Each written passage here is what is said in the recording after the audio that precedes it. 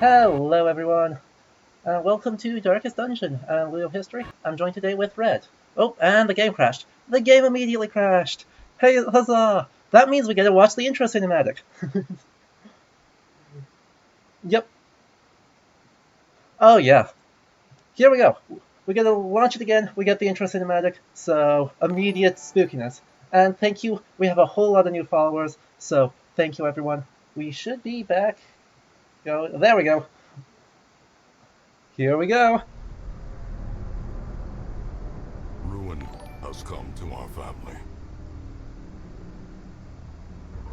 You remember our venerable house? Opulent and imperial, gazing proudly from its stoic perch above the moor. I lived all my years in that ancient, rumor-shadowed manor, fattened by decadence and luxury. And yet I began to tire of conventional extravagance. Singular, unsettling tales suggested the mansion itself was a gateway to some fabulous and unnameable power. Yep, I am noticing the audio's a little bit choppy too. I'm not really sure what we can do about that. I've bent every effort Game audio. towards the excavation and recovery of those long-buried secrets, exhausting what remained of our family fortune on swarthy workmen and sturdy shovels. At last, in the salt-soaked crags beneath the lowest foundations, we unearthed that damnable portal of antediluvian evil.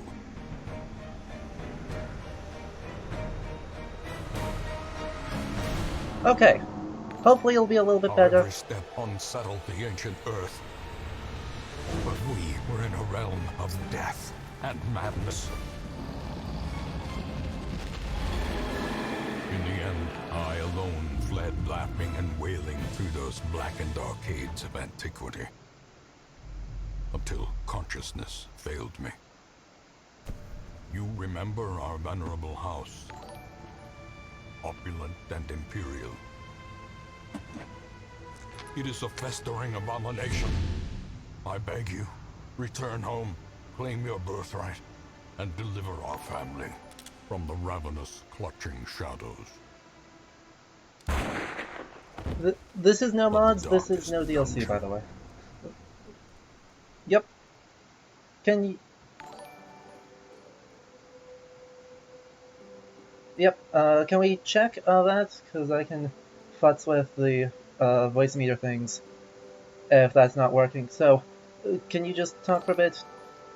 Make sure that works? Chat, let us know.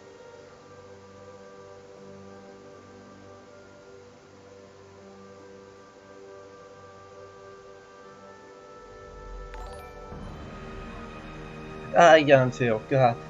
This has been a... Okay, so they claim... let's check that. Check now?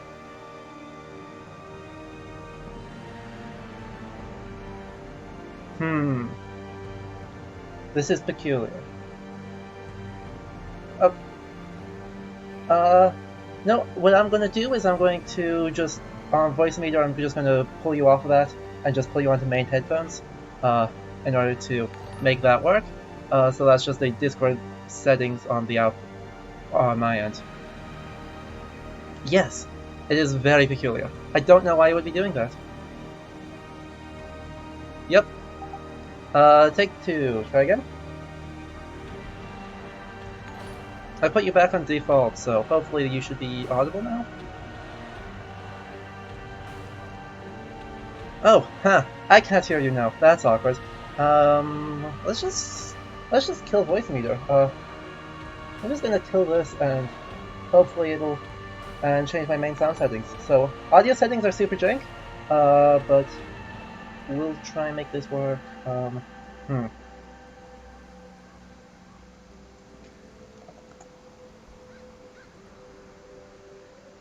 Oh yeah, and we're getting lag. Just in case everyone thought we were fine here. Okay. Are we back? Maybe? Nope, I can't hear anyone. Dang it. Okay. This is peculiar. I don't know what's going on.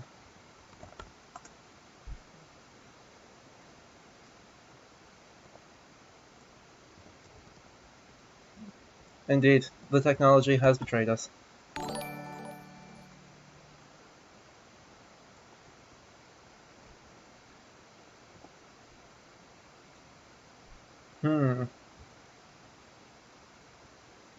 This is peculiar. I'm not really sure what's going on. Okay.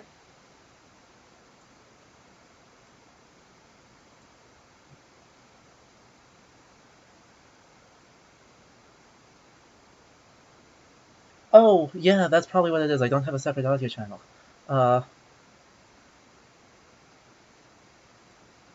on.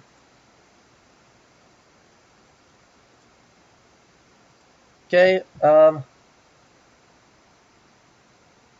words. Yeah, so that just screwed up everything. I will add an audio channel for you in OBS, and see if that is going to work. Yes. Technical difficulties.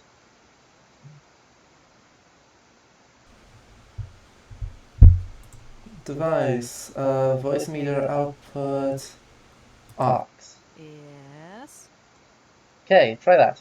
Can everyone hear that now? Hello, I'm speaking. Can you hear me? It's me, the ghost of Red's past, from beyond the grave. Ta-da! It worked! Hello! Yes! Okay! Woo! Now we can get started on the Lovecraft spooky game. Exactly. And I have got you up as loud as we can. Oh, good. I'll try So not to use this power for evil. you may need to up. I will also up you as far as I can in voice meter. So Okay. there we go. Cool beans. Woohoo! All right. So after all of that, this. Darkest Dungeon. Yeah! Anyone who thought this was not secretly an OSP stream was wrong. Yeah. We have all the same technical difficulties, but I'll have bonus ones after we get a little bit farther. Yeah. My computer is not the strongest, and so I use ice packs to cool it off. Oh my god. Oh no. Okay, we're going to be playing on the easiest difficulty because I am bad at this game.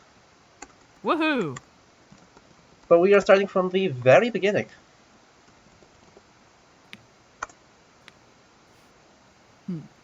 And here we go. There's no game audio. There should be game audio. No! What's happening? Sure, I'll add a separate audio channel. Guys, I promise, there's only so much this can be my fault. I have no control over the audio. Yeah, but they're right. There is no audio. This is fancy. Wow. That's whack. Mm-hmm.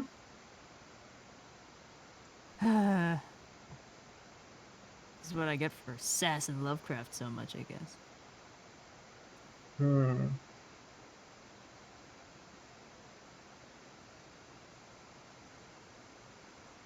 Should be that.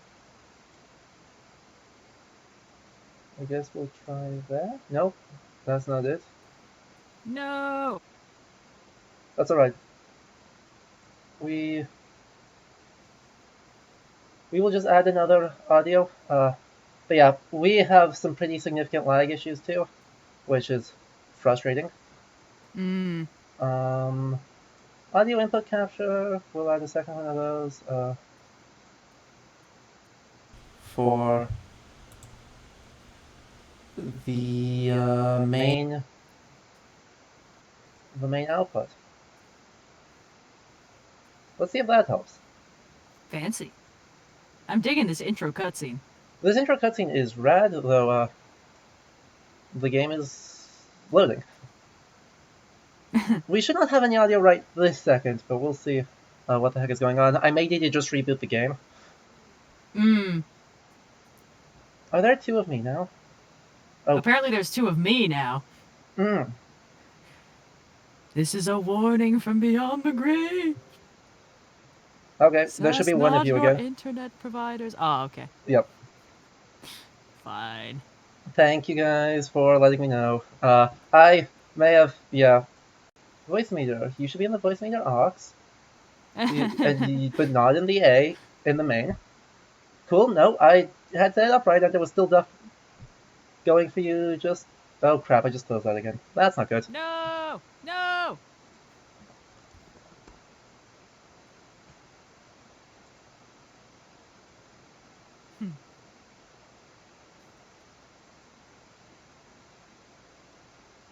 Well, thank you everyone for bearing with this, because this is from.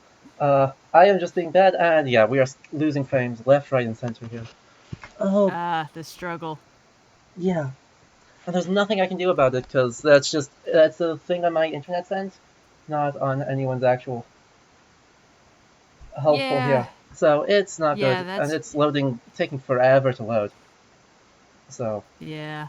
It's honestly it's a tragedy, but I think we might have just been overexposed to stream issues, because I'm just kind of like, hey man, the internet flows how it wills. Whatever happens, happens. It's super true. The internet does just do things, and I don't. And I think trying to run the actual voice mixer is also screwing it up. Because what's happening is it's my CPU, I think, is getting overworked, and it is, while I'm trying to keep it cool, it's actually causing issues. So yeah, it is at my end, not in everyone else's end. So we'll see if we can't fix that. I might have to take the stream down for a moment to just undo all the voice meter shenanigans. Oh god, what happened there? Why did it? The size of the thing just changed for no discernible reason. What is going on? But we have a game. The stream's beyond human comprehension. So is this game. This game is wild. No! Oh god. Yep. Okay. We live? Do we? Potentially. Well, you know what they say about that is not dead, which can eternal lie. Correct. So, anyway, theoretically, this is a game a stream where we talk about history instead of technical difficulties. And let me know that the desktop audio still doesn't exist. That's odd. Why does that not exist? It's got a really good audio design. I really want it to exist. Oh. Internet sharks eating our Wi-Fi? They totally are. Man. Let me try to re-add an audio source for that. Okay. And hopefully it won't make you sound like an eldritch abomination. Yeah, I'll take it either way, honestly. It's fine. Add a new source.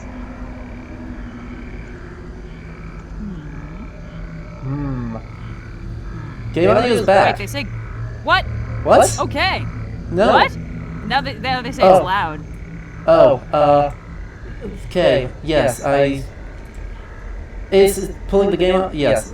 The game audio should be fixed now. Wow. Yes, I added the new source and it worked. Woo! It did the thing like it's supposed to. Oof. But I lost literally every single frame for like 2 minutes. That's hilarious. Ooh. Good audio. Anyway. Okay. They say the game is a little bit loud, but I guess that means they can hear us? Exactly. I just turned it down, so it should be fixed, guys. So it should... I'll turn it down a little bit farther, but it should be as quiet enough to be fine. Yep. Good. Fancy.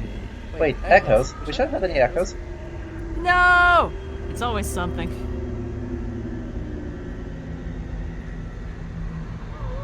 I guess they're saying you're echoing?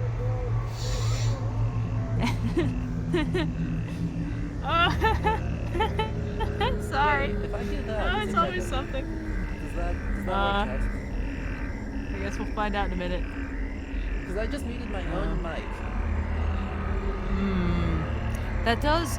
Sometimes OBS adds, its own little secret mic audio, I think. Totally We've had doubled up blues before. Yeah. For some reason, putting in the default game audio, somehow... Okay. there is a huge delay. There's like a 45-second delay to stream now. Okay. But yeah, you guys should be able to hear me. Well, they say they can hear me in the game, They can hear. and 2 of you. Yeah.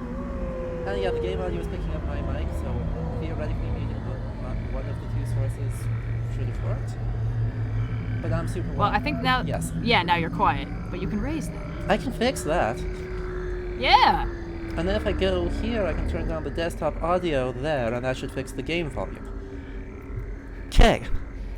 Technical issues should be fixed. Theoretically. Don't worry, guys. Though our Professional quest has been fraught streamer, with by the way. danger.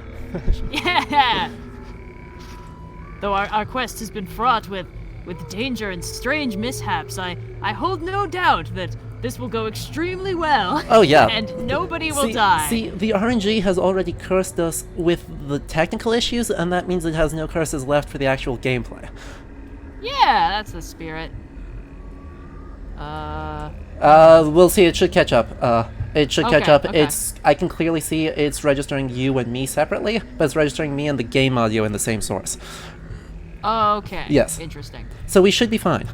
Anyway, let's talk about these I'm starting guys. to see positive messages. The game is still high. But then that person said, "Hey," so okay.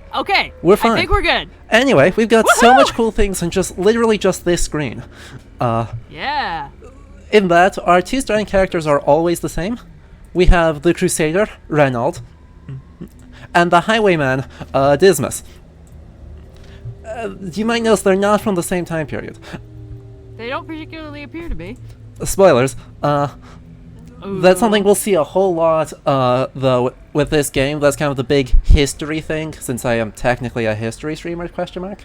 That this game, like Lovecraftian horror, as defined by this game, works with literally every time period you can imagine. And so, These lanes keep to the side path. The Hamlet is just ahead. oof, the Ancestor is going to screw me up so much, because he talks all the time. Oh. Anyway, Send the these game men a message. takes whatever time period is suitably gothic and pulls people from that for the actual fodder. Anyway, we're in combat.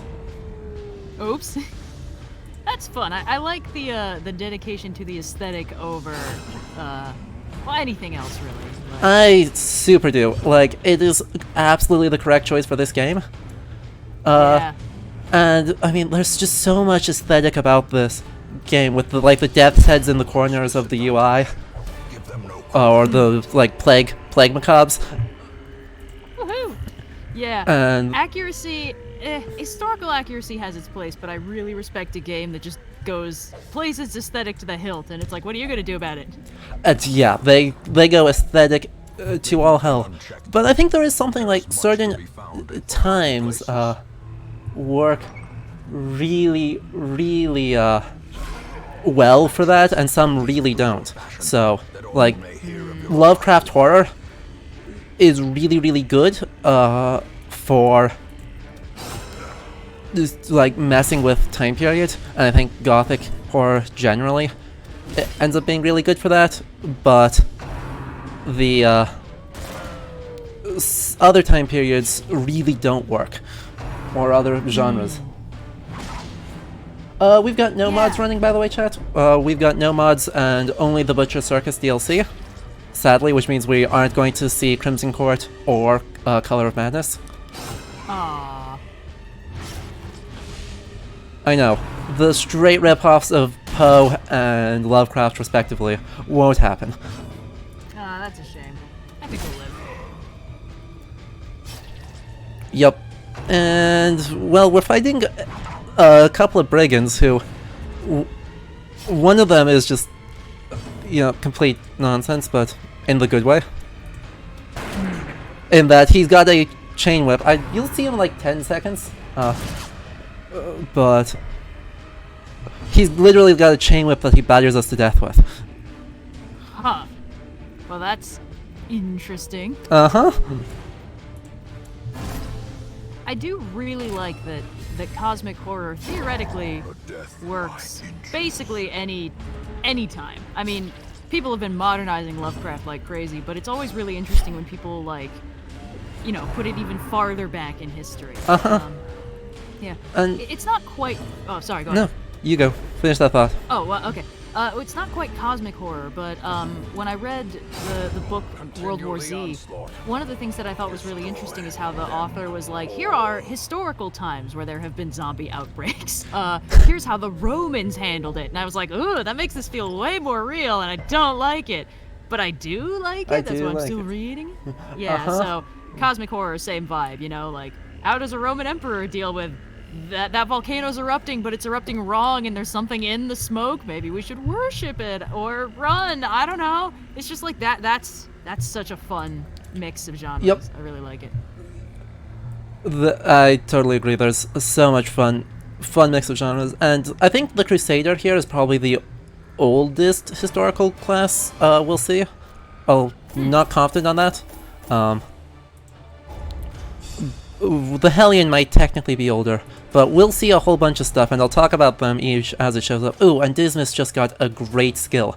By the way, this is the most number-crunchy horror game I've ever played. Huh. Because, like, he just got the skill Unerring, which is 10% damage to his ranged skills. So that's a positive quirk. He'll also get negative quirks that will screw you over in various ways, but a lot of them just change the numbers. Fun. So, yeah, it's this huge aesthetic for a really number-crunchy dungeon crawler underneath it all. The true horror arithmetic. It's actually so much. One of the reasons I am bad at this game is that I do not have the wherewithal to just pay attention to all the numbers. Hamlet, these Struggle. I just do things and hope it works. and you are bound to them. Anyway, we made it to the Hamlet. Woohoo! Woohoo! The Hamlet, most of the things don't exist yet, but it's kind of our unit management place. Oh yeah, I looked up just basic gameplay stuff. It's like the hub town near your Manor of Doom. and Yep. stuff, right? Yep. Okay. Corpses. And given that you're pulling people from random time periods out of it, I'm guessing it's secretly some kind of temporal nexus hub or... It's super not clear, actually. Oh. Because the stagecoach is supposed to be bringing people in from elsewhere into this place of evil. But we just pulled out a Plague Doctor and a Vestal. Though a Vestal doesn't actually refer to the Roman concept of the Vestal Virgins. It does. What it is instead is your D&D like female war cleric. Has a mace, will hit people. Don't fight me. Have mace, will clobber.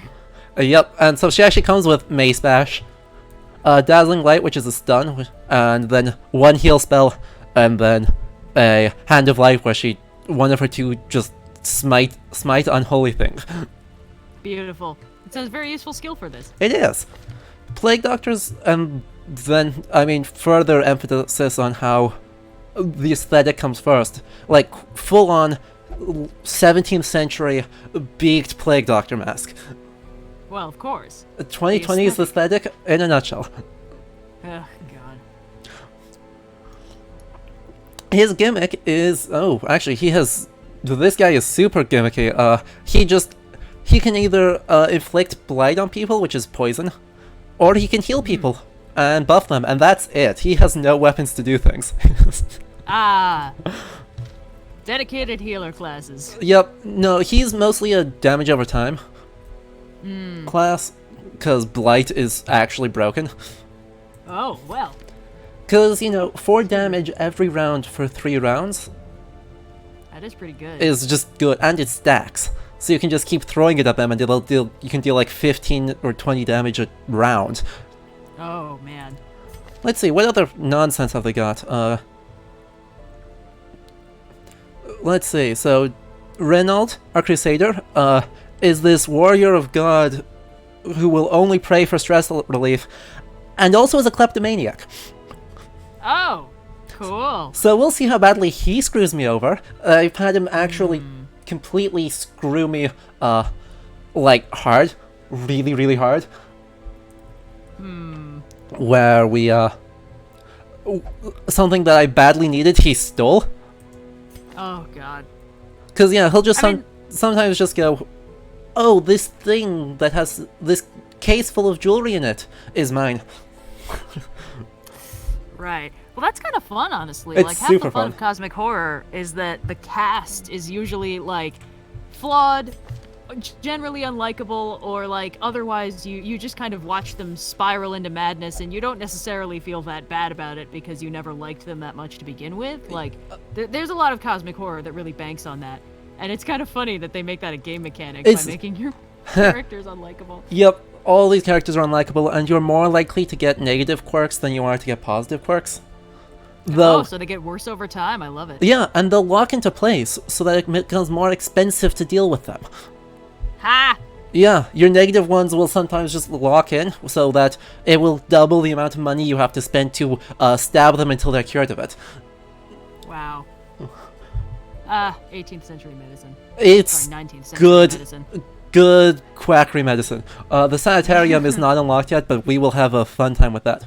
But my Plague Oh, Doctor boy. actually has the rare synergy in that, like, there are 6 ways to reduce stress in this game.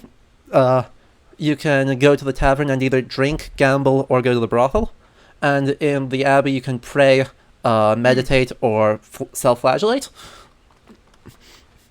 Ha. The Plague Doctor will only gamble, but he's good at it. Oh. Well then. Amazing. Oh boy. Yeah. Oh boy. And the Vestal is a alcoholic.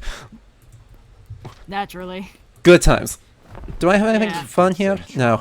Both of those are bad. Gathered from all the forgotten corners of the earth. That's okay. Let's go do a thing. Let's go. Heck yeah. Thing doing. Mecca of madness and morbidity. Cause, you know, this is a dungeon crawler sim, so we should maybe go crawl through some dungeons. Yeah. Honestly, Lovecraftian horror really lends itself well to games and like TTRPGs and stuff. Just because that way it's more personal. Because the narrative versions are spooky enough and very immersive, but it's like there's a whole other ball game where it's like you and 5 of your friends around a table as you get to try and navigate a Lovecraftian horror scenario where none of you are likely to survive the session. My usual choice in those kinds of things is to just go for a character that is a walking meme. Gold, Oh god. later, It's blood. Critical Role did a Halloween special last year, where Taliesin Jaffe ran a game Yes. of Call of Cthulhu. Yes. And it was so good. It was so And good.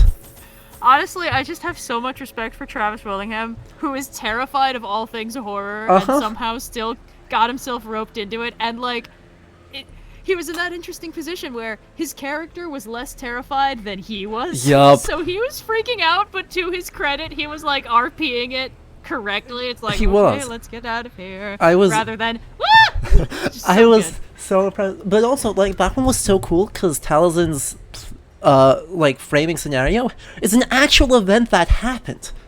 Yeah, I read his write-ups on when he was researching this and how he was constructing the scenario, which was super cool. Which is utter nonsense. Like that there was an actual like in the Crystal Cat. Palace there was an actual like Christmas time cat cat thing. show. Yeah.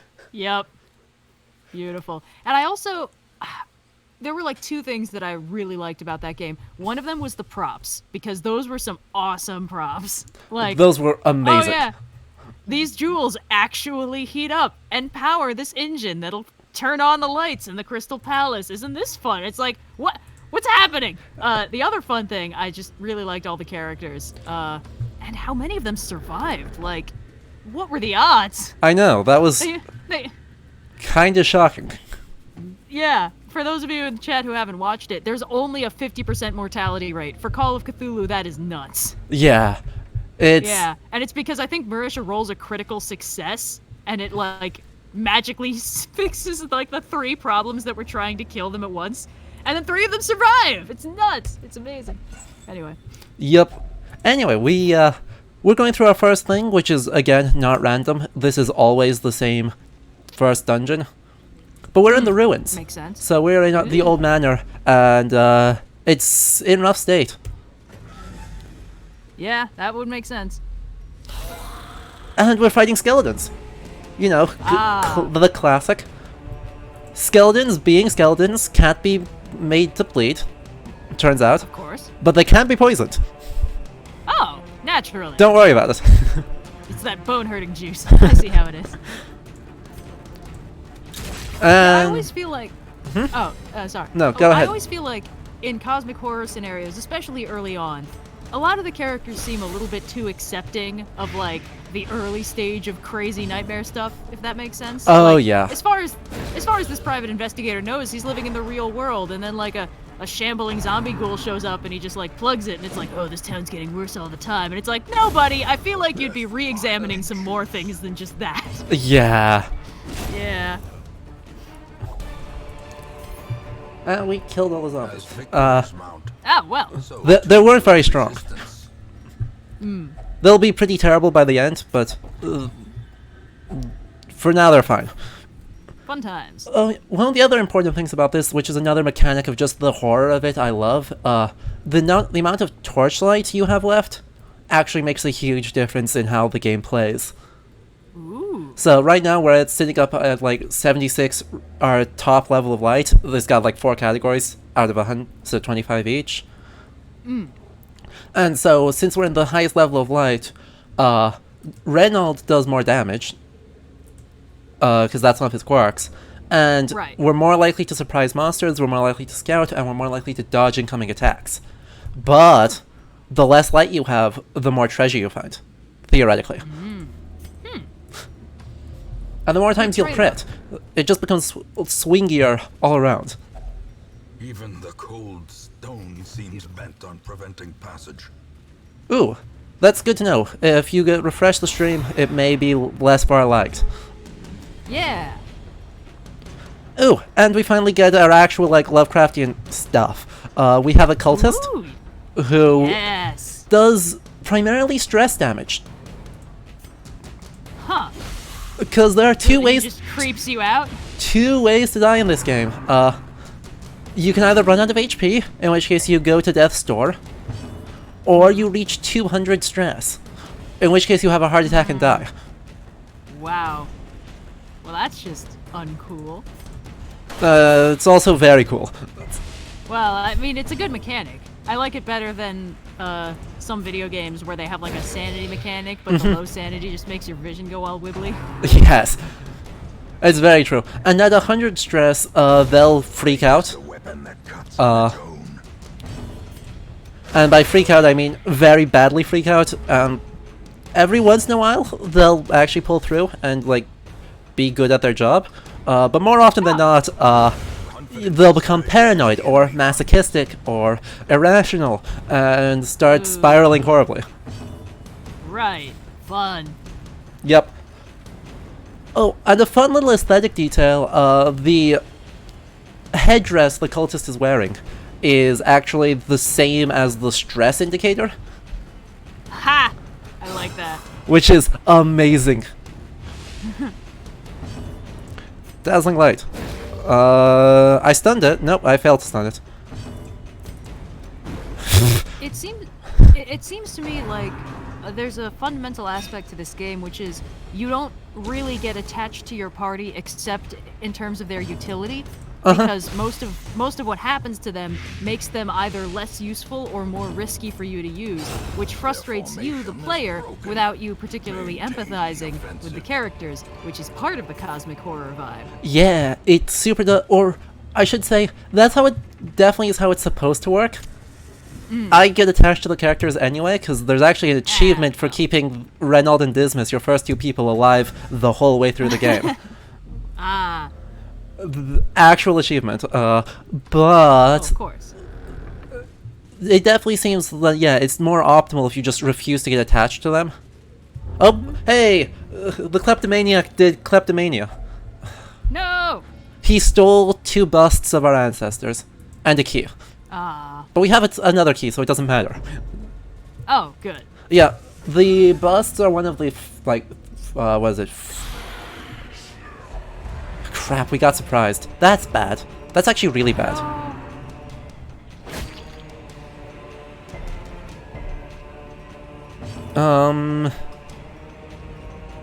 Well, I guess we'll buff up Dismas, because he's literally the only one who could be useful this round.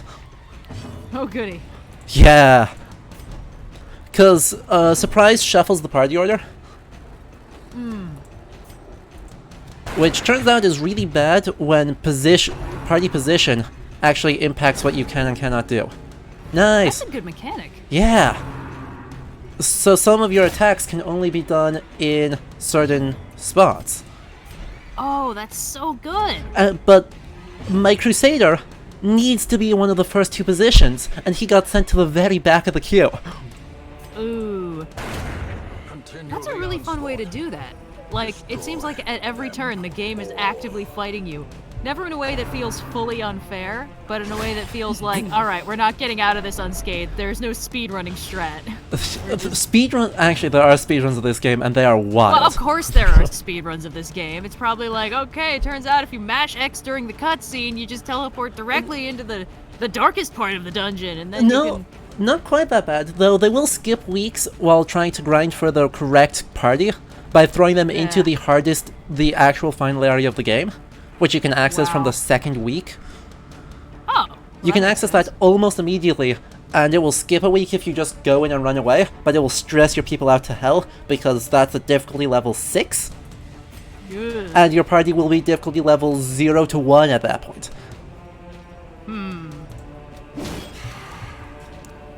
So, yeah. It's rough. Yeesh.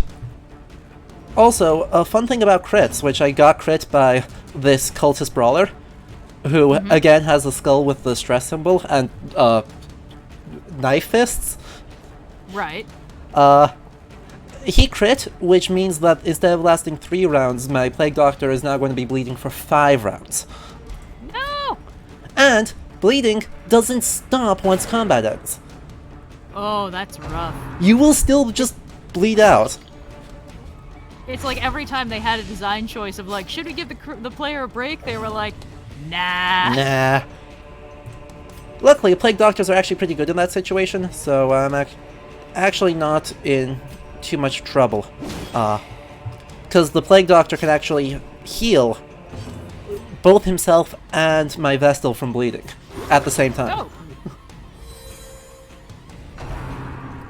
So, it worked. We made it work. Yeah. Yeah. Are you in the same battle, by the way? Just for how bad the lag is? Well, I'm seeing, some fighting happening. Yep. Part of the problem is that, oh wait, no, I think the fight, well, it's a little hard for me to see the UI. Among other things, I'm on my phone, and the resolution's a little bit low for some reason, possibly because I'm a little bit away from my router. So I can see your 4 dudes vaguely bobbing up and down, and 2 guys also bobbing up and down. One of them appears to be shirtless with a helmet. Okay, so that was the previous fight.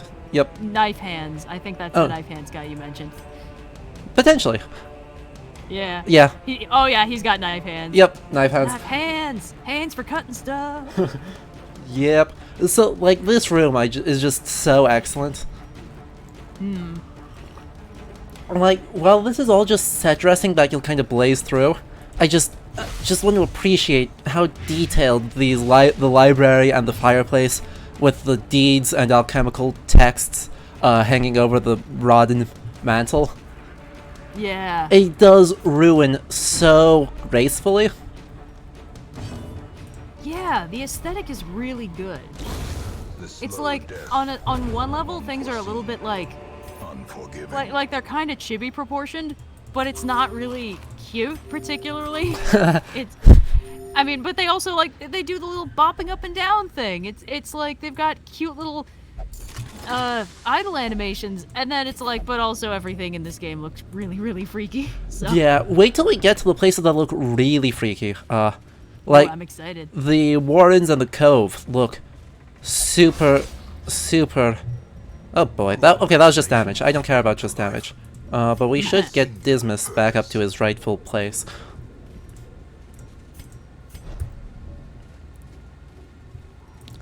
But yeah, like, those ones have, like, weird, like, pig people and weird fish people.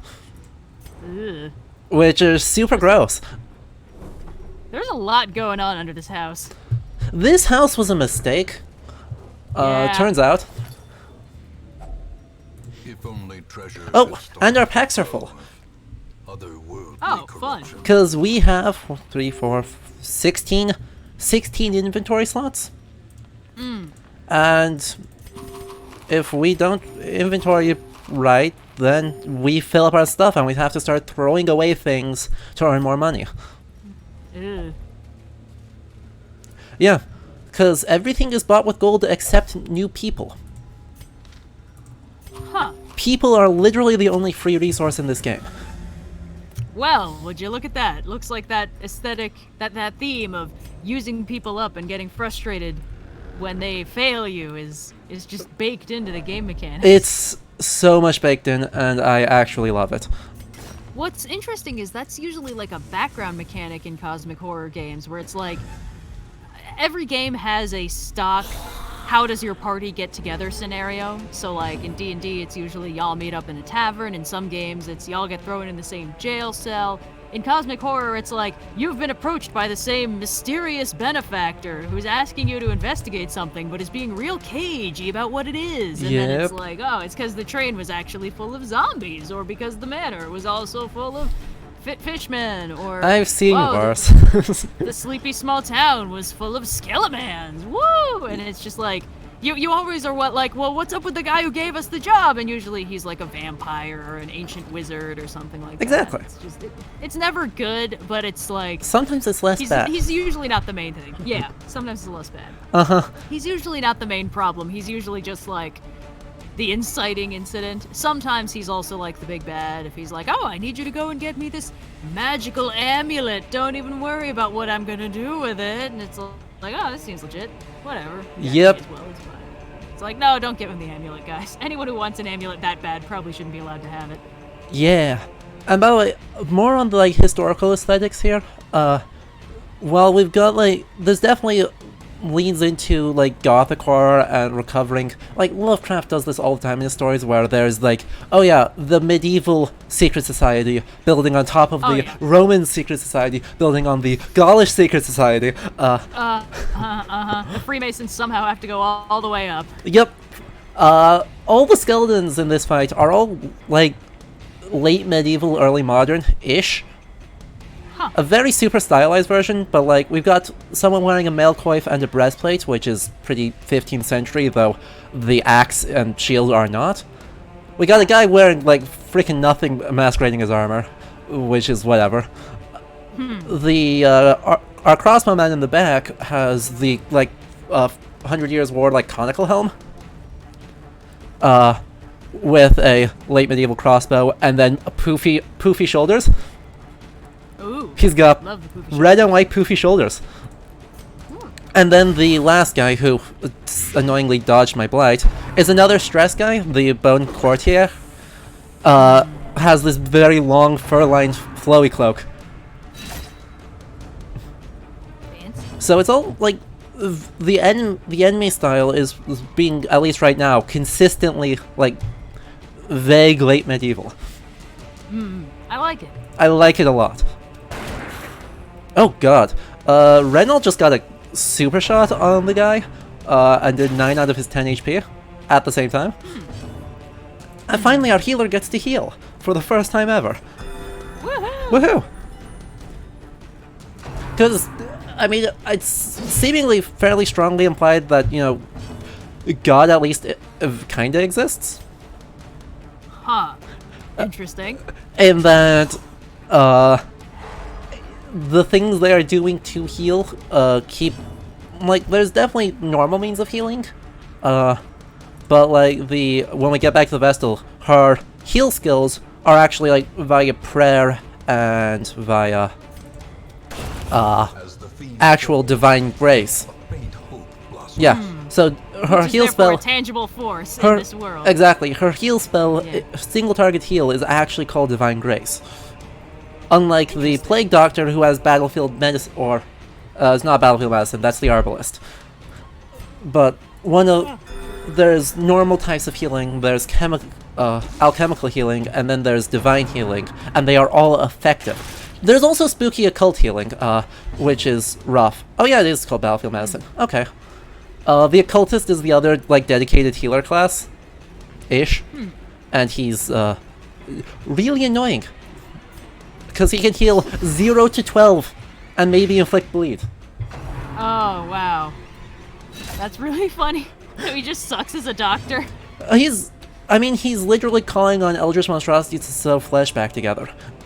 Ooh, that's a bad idea. That's generally best to be avoided. Yeah. Yeah. Turns out, slightly suboptimal. I'm kind of getting, slightly Netflix Castlevania vibes here. Super Netflix Castlevania vibes. Because like most cosmic horror generally avoids giving you the idea that like somewhere out there is a benevolent god force that's watching out for you, because half the fun of cosmic horror is that, oh no, spooky bad stuff is actually out there watching out for you, and it's mean or cold and unfeeling, which is worse. But then Netflix Castlevania was like, no, God exists. He just doesn't like any of these guys. And I just thought that was really fun. That was really... Yeah, I agree. That was super hilarious. Yeah.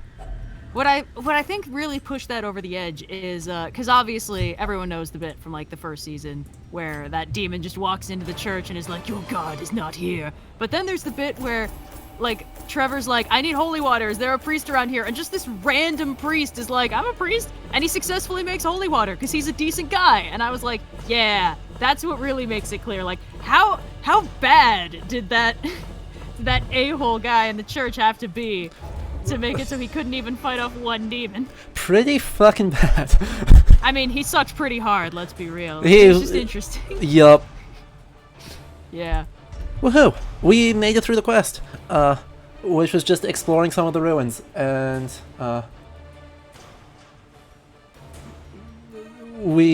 having done that, our guys get new quirks. Oh crap! Woo! Oh no! Our plague doctor, who is the one who can only gamble, and is good at gambling, just got caught cheating and is now banned from gambling. No! He has no way to reduce stress right now. Oh no. Actually See, that's what I like tragic. about this game. It just screws you over at random, and you're like, no, game. It's like, oh, sorry, whatever. What are you doing? Not my fault, guys. Maybe you should just pray to the gods of RNGesus a bit better. Apparently, chat says that the flame isn't necessarily supposed to represent God. It's the collective human belief, which I think is kind of interesting. Ooh. Because there's a lot of cosmic horror where it's like, well, like Magnus Archives, where it's like, yeah, the collective fears of humanity are alive and sentient and trying to break into reality. Isn't that fun? And I like in this one, it's like, well, so the collective niceness of humanity is also a thing. Uh-huh. But we just unlocked the Abbey and the Tavern as our stress relief. Set straight. Ooh. The Abbey calls to the faithful. Hopefully, the caretaker of the Hamlet will always occupy one of our 6 slots to reduce stress. Beautiful. Every single time. You can buy a bunch more, but they become expensive. Ooh. Because you can see we have like 4 different upgrade materials, and you need a different 2 for each building. Huh. Sorry, chat just pointed something out about Castlevania. It's Huh? throwing me off now. They mentioned that Carmilla made that, like, Neo-Pope bad guy into a zombie, and then he made an entire river holy. What the... I haven't seen you Season 3, so like... Oop! Well, I think that was in Season 2, actually. Was it? Yeah, it was at the end, when she's like, I'm going to use my evil plan Oh to make yeah! this river holy water. Oh yeah, Waha. that was! Yeah, she's like, I'm the bad guy now, and then Dracula was like, excuse you, I'm busy having feelings in my castle. Oh, so good. Absolutely. So good. So Dismas is gonna go get healed, and we'll pull more people out of the... Oh, that was not the right thing. I'm not going into the Butcher Circus. Nope. The Butcher Circus is a new PvP mode that came out like a month or 2 ago. Oh, fun. Which, it has dedicated things, but is all in all not... I'm bad at it. I'm super bad at it. That's fair. It's got dedicated people, and you can't lose any of your main squad. It's completely separate from the main game. But it's actually PvP against people who usually have much better gear than I do, because you lose a whole bunch to unlock better trinkets to maybe stop losing eventually. Oh, that's so fun. I've never seen a game make that jump, like, a smooth transition, where you go from playing single player and having a good time to playing PvP online with people who are way more dedicated than you. Yeah. Oh, I'll leave you. You need to see Season 2. Season 2 of Castlevania is so good. It's so good! We'll do that. Strong drink, a game of chance. And We'll do that. companionship. The rush of life. And we don't have the sanitarium yet, and we don't have the blacksmithing guild yet. But we did get 3 new people into our squad. We got a bounty hunter, Woohoo! who is Those always go well. actually super rad. Bounty hunters are great at, like, single target marking. Makes sense. So, like, one of his skills is literally finish him, where if we stun someone, then he can go in and he does 25% more damage to them. Ooh. And it absolutely wrecks them. He also's got skills that we can't unlock yet, of, like, changing people's orders in the enemy orders, because at least they play by the same rules we do. If you can pull a backliner into the front line, they have a lot less... They always have something they can do, but they're way less good at it. Oh, I see. Yeah. The struggle. Uh-huh. But, yeah. So he's actually huge. We got an Abomination, who is amazing. In that he stresses everyone else out every time he does anything. Oh, that sounds so fun. Because being an Abomination, he can turn into a horrible ravaging beast. Well, of course. And then back into... Why is he a good guy? He's not a good guy, he's just someone we can recruit. That's right. He's desperate enough to throw his life away here. What am I going to do with the doctor? I'm going to wait until the sanitarium unlocks, and I'm going to remove one of those things from him. I'm going to spend money to make him able to stress relief again. Luckily, people do, like, naturally lose stress if they aren't on a quest. So, like, he will... That's good. I can't just leave him out in the town and he'll be okay. But yeah, Okay. he can the Abominations can transform into a beast, which makes him faster and hit harder and stress everyone else out. Creepy. But then, yeah, he does massive damage, where, like, one of his abilities, basic attacks, hits the first 2 people, and every time he does it, he does 15% more damage the next time he does it. Okay, so it sounds like he's just directly based on Mr. Hyde. Kind of. Well, it's just that every time, like, he does a bad thing, he gets worse and worse. Yeah. So I like that. That's fun. And also, there's an inherent wrongness in Hyde that just freaks everyone out right when they see him, Yep. which I think is interesting. Yep, So it's a that's little, clearly what they're like, a doing. little bit Hyde and a little bit werewolf. Well, I mean, the werewolf connection is natural. But Yep. But yeah, like, Yeah. he actually has manacles for most of his time, because he doesn't actually... He's been branded as an Abomination, and he doesn't actually like his Abomination self. Because one neat thing this game did that I'm not able to really show is that for each class, they released a comic Oh. on just how That's they fun. became super fucked up human beings. Ooh, I like it. So, I'll like, take a the look at those Crusader up. went off on crusade and became a little bit addicted to the thrill of battle and the conflict and this holy struggle. And he was originally just a farm boy. But when he came back to the no. farm, he realized he had nothing in common with his family anymore. And so just starts wandering to just go find whatever his definition of evil things is and smush them. Well, that is depressing. It's super depressing. Literally all of these are horrible. Huh. The last one we got, though, is my actual favorite class in the game, the Antiquarian. Ooh. How does that work? The Antiquarian massively sucks at combat, but is really good at not getting hit by things, and well, can that's buff other people to be less likely to be hit by things, and every curio you find will have a bonus item in it that is worth money. Huh. I like it. So you will just wander around picking up old scraps of stuff that you know that the Antiquarian knows is worth money. That is fun. It is amazing, and I am absolutely going to throw her into the meat grinder instantly. In time, Oh, you no. will know the tragic extent of my failings. Importantly, though, let's see if we have anything valuable to buy here. We do not. Neither of those are worthwhile. The Blightstone's okay, but we're not using anyone with Blight this round, so we're not going to worry about that. Let's go do another quest. Woohoo! Yeah. So we still haven't unlocked any of the other places yet. Any of the other horrible, horrible places. Oh, goody. But we're working on it. Oh, neat. Actually, they changed their map, so the Color of Madness DLC actually shows up as the little blue that's spot, fun. the blue spot in the windmill.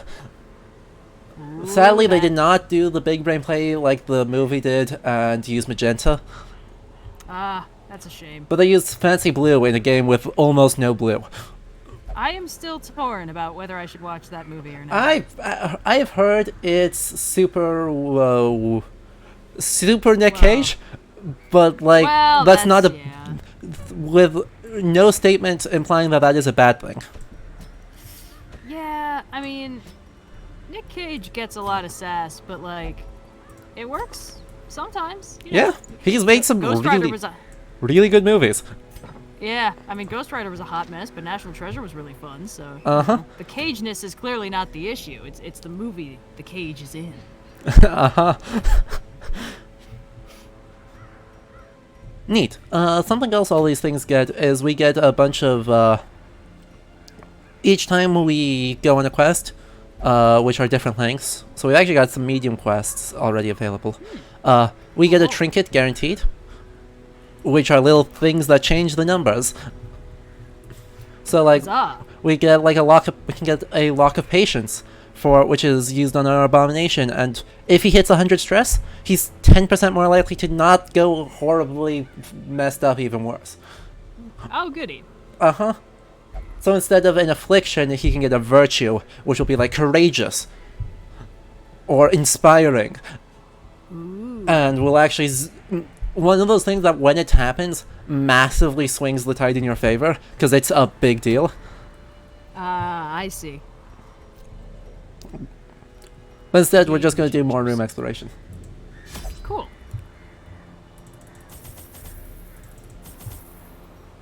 And I'm actually going to use pretty little intentionally like screw up my torches. You can see just how horrible the aesthetic gets as you run out of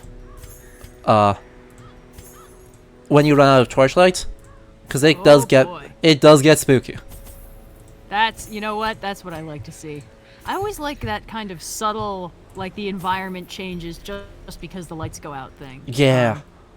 One of the, you know what? I wish it were in a better Disney movie, but a few people have pointed out, in Princess and the Frog, Dr. Facilier's shadow interacts with its environment strangely. When it passes over the wallpaper in his building, the pattern turns into skulls wherever Ooh. the shadow is. I know, love that. it's good. It's spooky. That is super excellent. Yeah. Oh, and by the way, neat fun thing. It seems like I'll probably jinx it by saying it, but for the time, it seems like all of our technical issues have sorted themselves out. Huzzah! Huzzah! Now, Oh boy, that's a terrible layout. Fun. We're at the point where everything from this point will be randomly generated. Ooh, I like it. And this is a super confusing layout, and given that we can only skip one room in this entire area, the fact that we have 2 dead ends is annoying. Because, well, backtracking isn't a huge deal. It is just more risk, because sometimes things will spawn in that you missed the first time.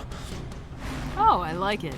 Like new traps, or new enemies, or shenanigans. Shenaniganery, no. Yeah, you know what? That's what I like about a horror game that makes you scared to explore. Yeah. It's amazing. Oh, that's hilarious. I forgot the Antiquarian has a skill called Protect Me, which literally picks one of your allies and says, "You're going to take all the hits for me." Oh, wow, that's creepy. I like It also makes them take less damage and more likely to dodge things, but the Antiquarian is a scaredy cat. Huh.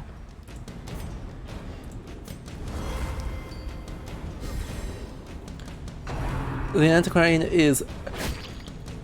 Oh boy. And here's the jerk squad of double brawlers. Which, really is frustrating, because they just do this, like, rotating death spiral of one of them punches forward and inflicts bleed, and then the next one punches forward and inflicts bleeds, and they just swap the front two places, and this roller coaster of unfun times. That's kind of hilarious. It's like, do we even use the little caster guys? Maybe we should just get a lot more of those gym bro cultists. Yup. Aw, dang it, both of the stuns wore off. Gar.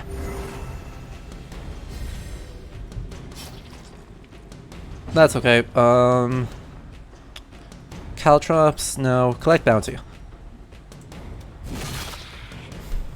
There we go. Collect bounty is also known as I cast punch. Ha! Ooh, the stun worked. Good times. And Zealous Accusation actually was huge. Now we get the roller coaster of bleeds shows up again. No, the Antiquarian's a coward. The Antiquarian's base attack, though this one doesn't have it, is literally called Nervous Stab.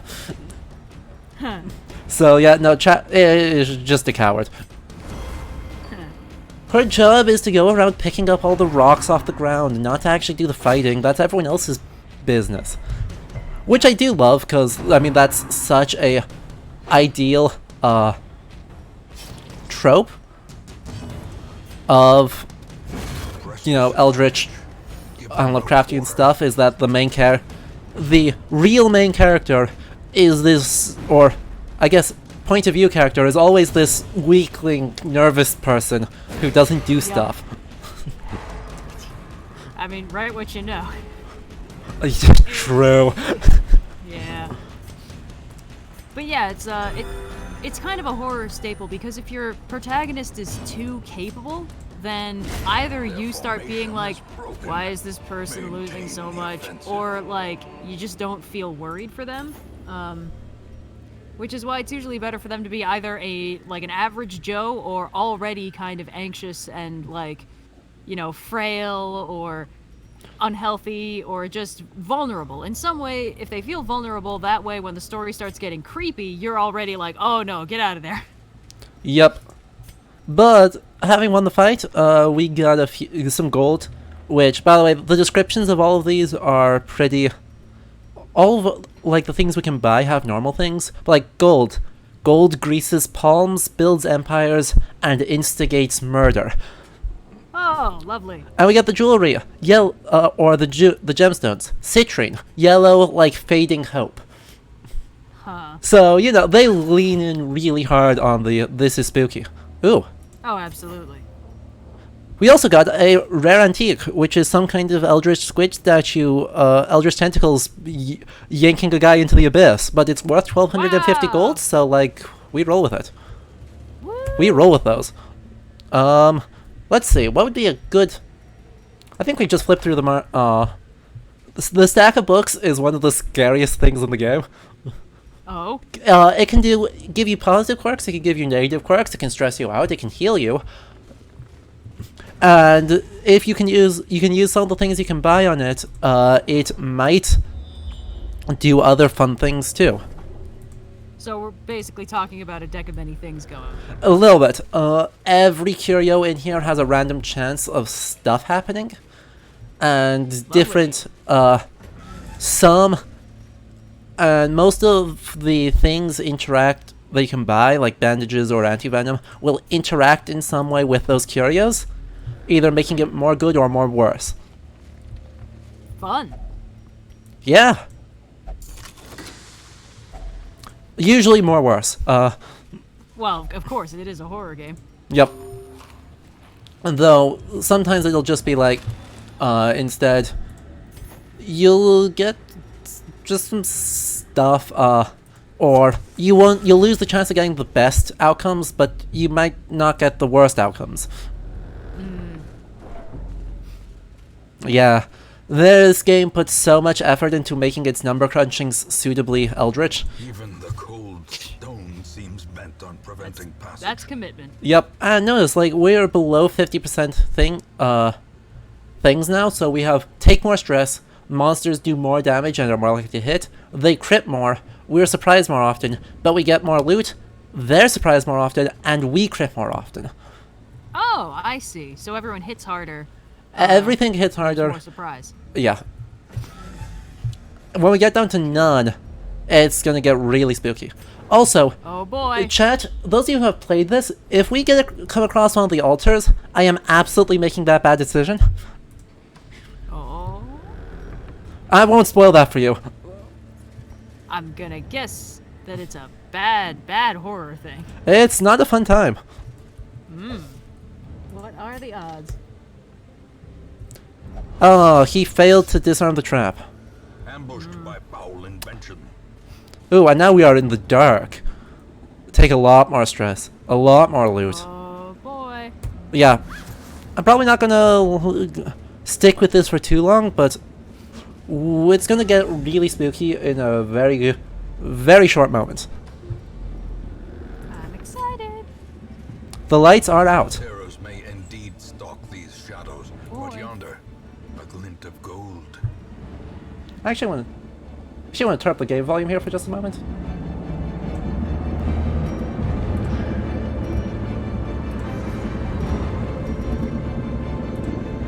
Whatever's happening, I won't be able to hear it. So. Yep.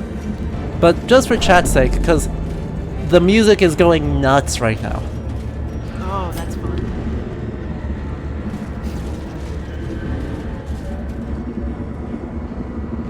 Yeah. It's got like weird electronica stuff alongside all the problems. And we just ran into spiders. Oh, good. Well, a couple of giant maggots and a spider. Ah, didn't even kill it.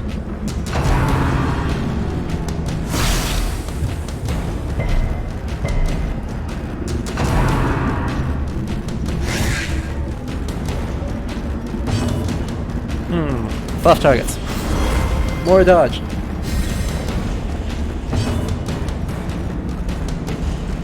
Dazzling light. I'll stun the spider so it can't blight me more. Oh, ha! I forgot about that. Some of my abilities actually improve torchlight, so we actually Hope blossoms. put ourselves back above no torch. Oh, Whoops. Oh, I should have done the actual good thing. Whoops. That's okay. I have not fought the Collector yet. We are in the second dungeon. So, if we were already running into the Collector, I'd be spooked. But there's definitely a chance that that'll happen before we're done here. so who's the collector? Time to perform beyond one's limits. Guy with a cage in his head who collects the heads and spines of adventurers. Back to the pit. Fun. Yeah. He's one of the two, like, straight Lovecraft Low people and that driven into the mud. that we have to just kind of roll with. Yeah, we're gonna do another battle here with no torchlight. It'll be fine. Yay. Oh boy. Lovecraft. Like, Gosh, it's... Oh crap, he's in Bloodborne, basically. The guy with a cage on his head. huh. I mean, I buy that that's a thing. Yeah, I just don't remember his name. But there's a couple of things here that are just truly, genuinely actual Lovecraft monsters that'll show up. Especially in the bosses, we'll get some stuff. Anyway, we hope he resisted the stun. That's not good. Ooh, he definitely does not resist that stun. Which is good for us. A brilliant confluence of skill and purpose. Didn't kill the fuse earlier.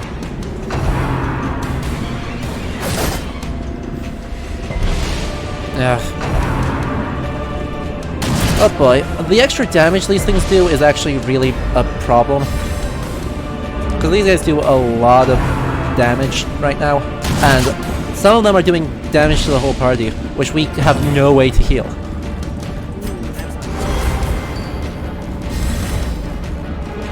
Oh, I will turn back down the game audio, because it is a little bit excessive. Because it was becoming hard, chat was saying it was hard for you to hear. Oh, sorry, yeah. Yep, which is... Oh, so the... Oh, go ahead. No, it's just a me, my end thing, not a you thing. Oh, okay. Yep. Chat says the collector is based on the King in Yellow, which is... I would believe it, but I'm not super sure on that. You know what? I'm actually curious. I'm just gonna look this up. Yeah. If I can find any cool information. Yeah, that seems like a good call. Oh boy, they are all bleeding. Ugh. We're gonna stun the Bloodletter again, hopefully. Nope. Casting Punch did not work. No. Casting punch.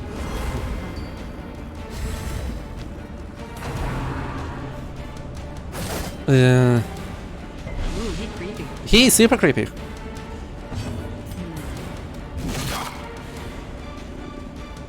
Oh boy, gotta heal up the bounty hunter. Oh yeah. He is a reference to the King in Yellow. Interesting. A Haster. And he bears a striking resemblance to the Bloodborne character Mikolash, Yes. host of the Nightmare. Mikolash, that was who I was thinking. Fixed to his yes. Just a sec. I think the King in Yellow might not have been written by Lovecraft. Yeah, that character was created by Robert W. Chambers. Ooh. One of the no, it's not post Lovecraft. This was in Is he 1895. another Weird Stories, just another Weird Stories author of the time? Basically,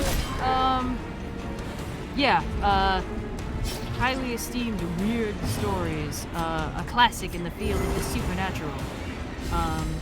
The King in Yellow is a recurring motif throughout the book as a forbidden plague, which makes you insane if you read it. Monstrous size has no intrinsic merit, unless inordinate examination He's borrowing be from considered Ambrose a virtue. Bierce.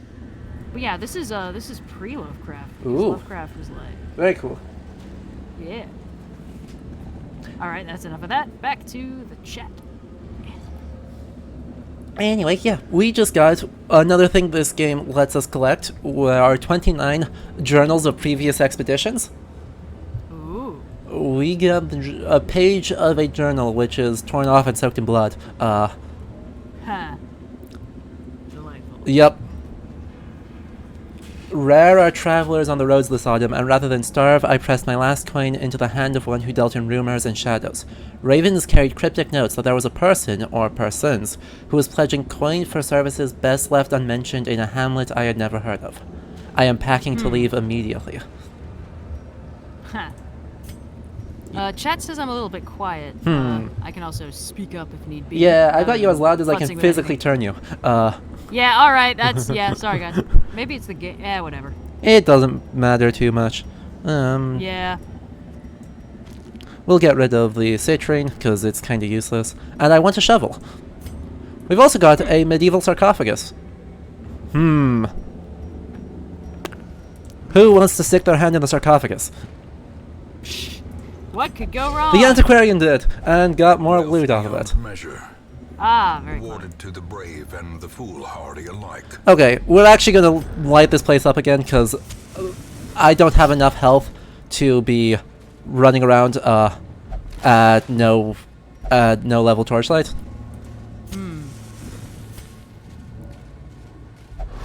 Crap, another trap, and he's super low on food, or on health. Well, I have nothing to deal with that until I get to the very last room, except my healers. My healers will have to be good enough. buffer dodge and heal up. Luckily, we actually managed to, you know, do helpful things, in that, we surprised the double stress boys. As, we're gonna see an infliction, almost certainly. Yeah, we get an infliction now. Hell yeah. So, at 100 stress, we get resolve tested, and he's now abusive. He might swear at our people, increasing their stress, or he might actually punch them for actual help. Oh, goody. He's also at 1 HP, and so he's actually at death's door too. Oh, no. Yeah. Well, this is fun. So, yeah, he gets stat penalties, and if he takes damage from any source, he has a chance of dying. But we just healed him, so he just has the debuffs now, and now is not at a risk of dying. Oh, goody. Yeah. So you gotta see that this game does not mess around. And sadly, these guys are just going too soon. They're going too fast. But yeah, if a hero stress bar fills a second time, their body will give out, get them aid, or retreat before they hit that. Otherwise, you just die. Oh, dang. Yeah, it's not good. No, it's not. I do like how this game just constantly, like, punishes you for playing it. Yes, it is amazing. Oh look, he's at death's door again. I'm gonna have to put everything into just keeping him alive, basically. And do damage where I can and pray that he doesn't cool, no, he just swore at everyone else for being bad at their jobs. So, you know. That's fine. And he missed the stun. The Antiquarian's gonna be like, you don't get to talk to me that way, and gently slap him and he's gonna instantly die. Yeah. Yeah. At least the AI seems to be, once they've prioritizing getting people to affliction instead of worrying too much about whether or not they can get someone to a heart attack. Which is actually really, really kind of them. As far as this game can be kind, the stress guys will bully one person to affliction, and then will stop doing that as soon as they get someone there. Well, that's nice. I know, right? Oh, well, or they can keep doing it. He might actually genuinely hit a heart attack. Yeah, he's at 170 stress. He might just die. That's fine. We can get more bounty hunters. I'm not going to throw away the quest at this point, even though I am actually doing good on money.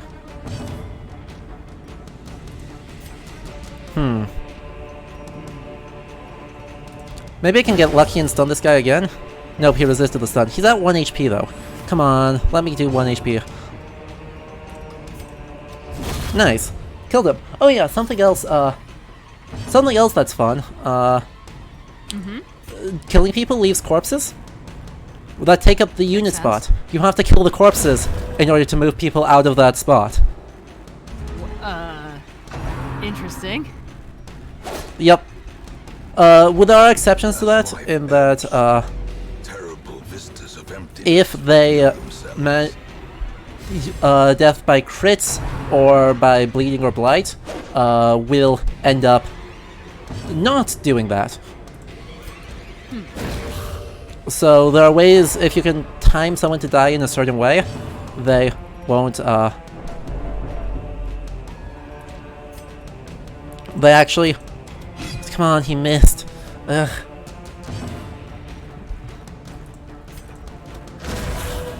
If you can time deaths in the right way, you can disrupt the enemy ranks a little bit easier than otherwise tends to happen. That's tactically macabre. I like it. Yeah. This game, super sucks, at times. It is a great game, but it is also an absolute jerk of a game. Be gone, fiend. But that's okay. We are very, very close to barely squeaking this one by. If we can just, you know, hit literally anything with our Crusader, we'd be fine. More torchlight. Aw. And yep, he swears at them again. 96 out of 100 stress. Wow. Smart. Our Vestal is doing good. Okay, we have more gold. Now let's burn But a victory nonetheless. that, and I guess, crap, I really don't want to throw away food. I really don't want to throw away my food because he will get a heart attack if they need to decide they need to eat right now, and I don't have any food for them. So yeah,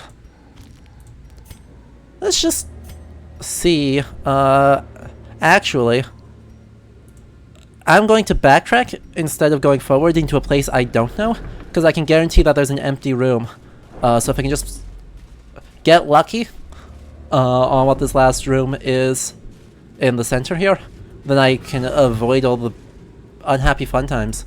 Cool. One more hallway. We'll see how badly it goes for us. That's another... Nope. Watch your step. Yeah, another affliction. Cool, we have 2 abusive people. Oh, goody. This team's getting better all the time. This team is amazing. We have no HP, no health, but we have a lot of money, so... Hey, we got another journal entry. We can throw away the torch, and we can grab another one of those. Yay! And we made it! We're done! Yay! Return to Hamlet. We've got enough of these piles of skulls in the ruins. Corridors and sloped walls of our ancestry. Luckily, Beginning like, to we got feel a familiar. ton of gold off of this. Yeah, Well, that's good. 12,000 gold. Oh, dang. Which is more than we have had the entire game. Oh, neat. More annoying things, and it's fine. It's all fine. Yeah, this game punishes if you can get lucky, but, you know, whatever. Anyway, well, we are still in the loading screen. Just so everyone knows, I do have a Discord server. If you want to be notified for other times when things go live, if you've been enjoying this, there's a link to that. Also, follows and subscriptions here. We've been getting a lot of follows here, which I really appreciate. I will read them all out eventually, but there were like 100, so we got some time. But also subscriptions help a whole lot with keeping this show running and letting me do more things. Yeah. Yeah. That's the spirit. Yep, we got a lot of money, which is what I wanted, so success. Huzzah. We also got the blacksmith and the guild. Hey! Yep. Which are, again, are 2 very, like, medieval-looking things. With this particular, guilds, of course, being, very popular in the late Middle Ages, and then another resurgence of popularity. Oh, crap. Oh, you'll only brothel. Okay. That's fine.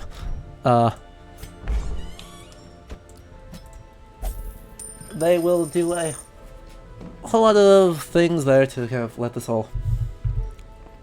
I lost track of that thought completely. The brothel will help his stress, and luckily, helping those 2 will remove their affliction, so they're gonna be fine. Oh crap, Renaud can't do anything, there, so he's just gotta sit out this time. And the Antiquarian, I guess, can do whatever she wants. Yeah. Yeah. We do not have the camping yet, by the way, chat. We are working on it. We should get the sanitarium and camping soon. Yeah, cool. So yeah, like, I mentioned that things can get worse. Uh-huh.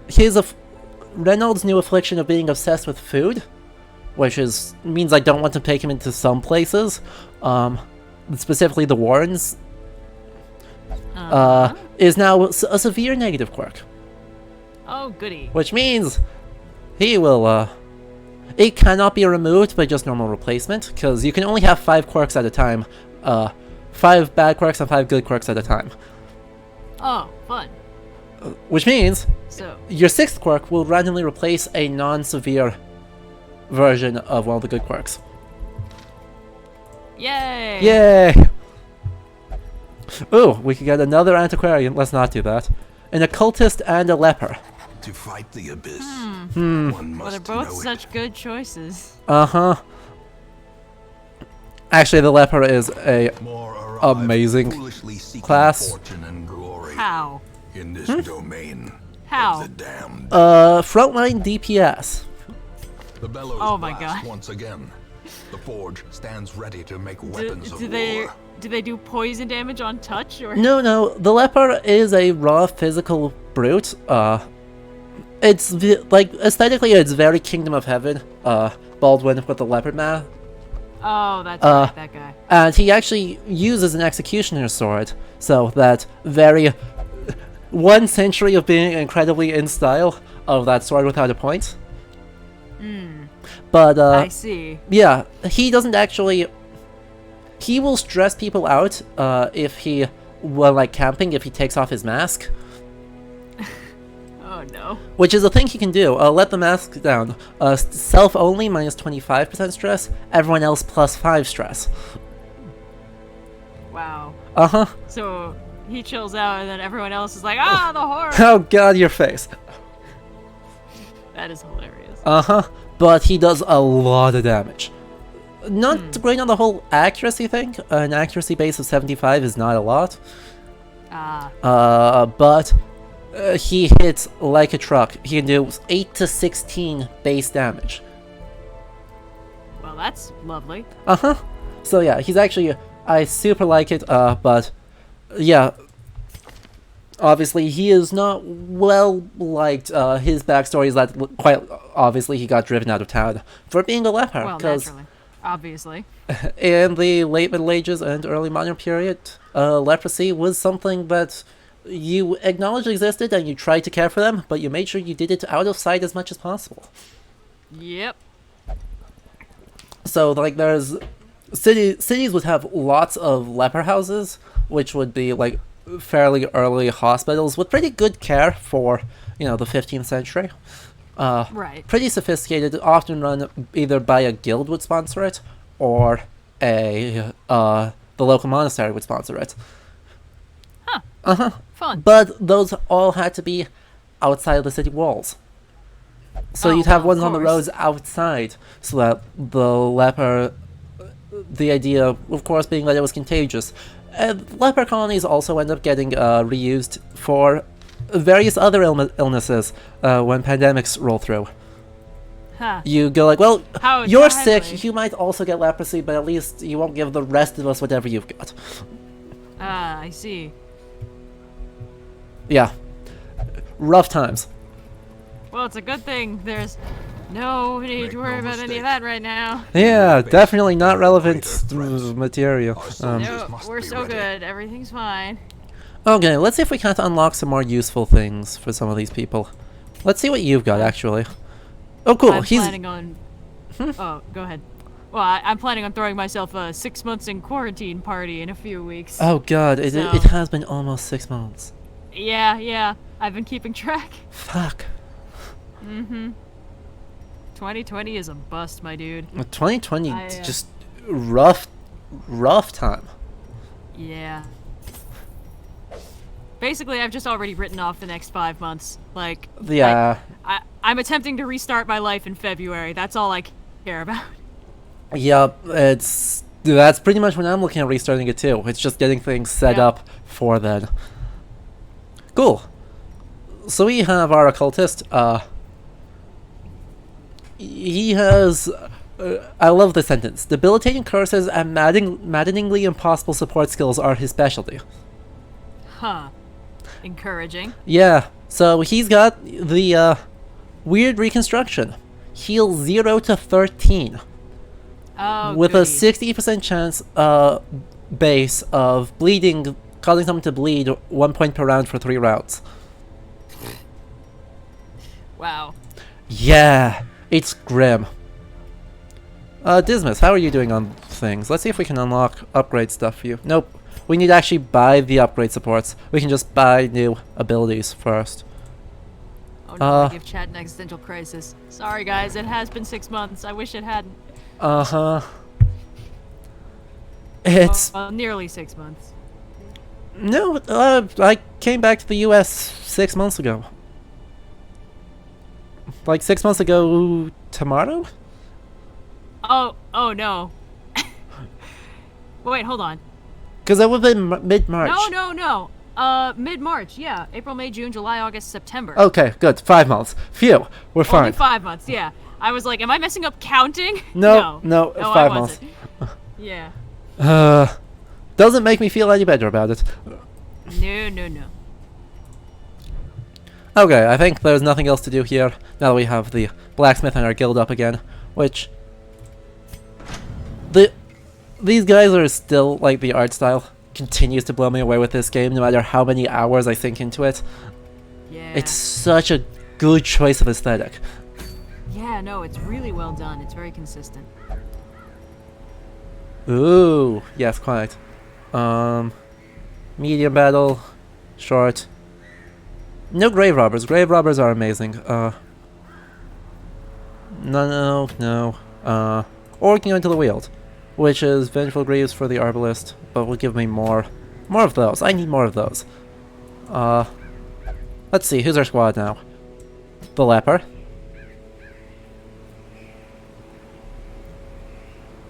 Dismiss. Do you actually care where you are? You want to be in slot 3. And you don't care. Sweet. So you'll be in slot 4. And you'll be in slot 3. And since I bought him a new skill, to get rid of his stab for the Demon's Pull. Cool. So yeah, like, you can actually see in this upgrade scene, like, what position each hero wants to be in and who they want to hit against. Ah. So like, yeah, the Leper really wants to be in the first spot because he can use all 4 of his skills in the first slot, and he wants to hit either the first or second slot. Makes sense. Because his 2 damage guys only hit the first 2 spots. So it does give you enough information to make it all work. It's just, yeah. Yeah. Let's go buy some more stuff. Yeah. Shopping trip. Uh-huh. More Cosmic Horror Stories should have breaks to visit the mini mall. They should. It's actually a good break. But also a kind of terrifying one when you don't have an Antiquarian on your squad. Because when I was warming up for this a couple days ago, I had a run where I had 2,000 gold walking into the supply. Mm-hmm. And so I spent literally everything I had getting supplies and just hoping that God. would be enough. And I was still short on things. Ugh. Yeah, so it is pretty grim sometimes. And another bonus, like the things here sell for pretty expensive. They are worth 5 gold when you get them back. If you give them back. Ooh. 5 whole gold. So shiny. So they're not completely worthless, but the idea is pretty much everything you're bringing in, you want to give away. Either by trading it out or by using it. But of course, if you don't bring the things because you don't think you need them, and then you do need them, well, that's not good. Yeah, it seems like there's some pretty high item turnover in this game just because the stakes are so high all the time. Uh-huh. And we're entering a new area, which is full of mushrooms and graves. Oh, lovely. Uh-huh. It'll be fine. Yeah. Yeah. Because if there's one kind of horror that I super don't mind, it's definitely all the fungusy stuff. No, not your style. Not my thing, really. Kind of creepy, honestly. Look at how much of it we've got. Oh boy. 100% of room battles. That's actually rough. Crap.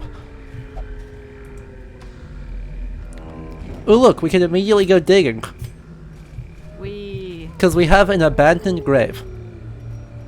If we use the shovel, we get stuff. Laden with loot are often Huzzah. low on supplies. Huzzah.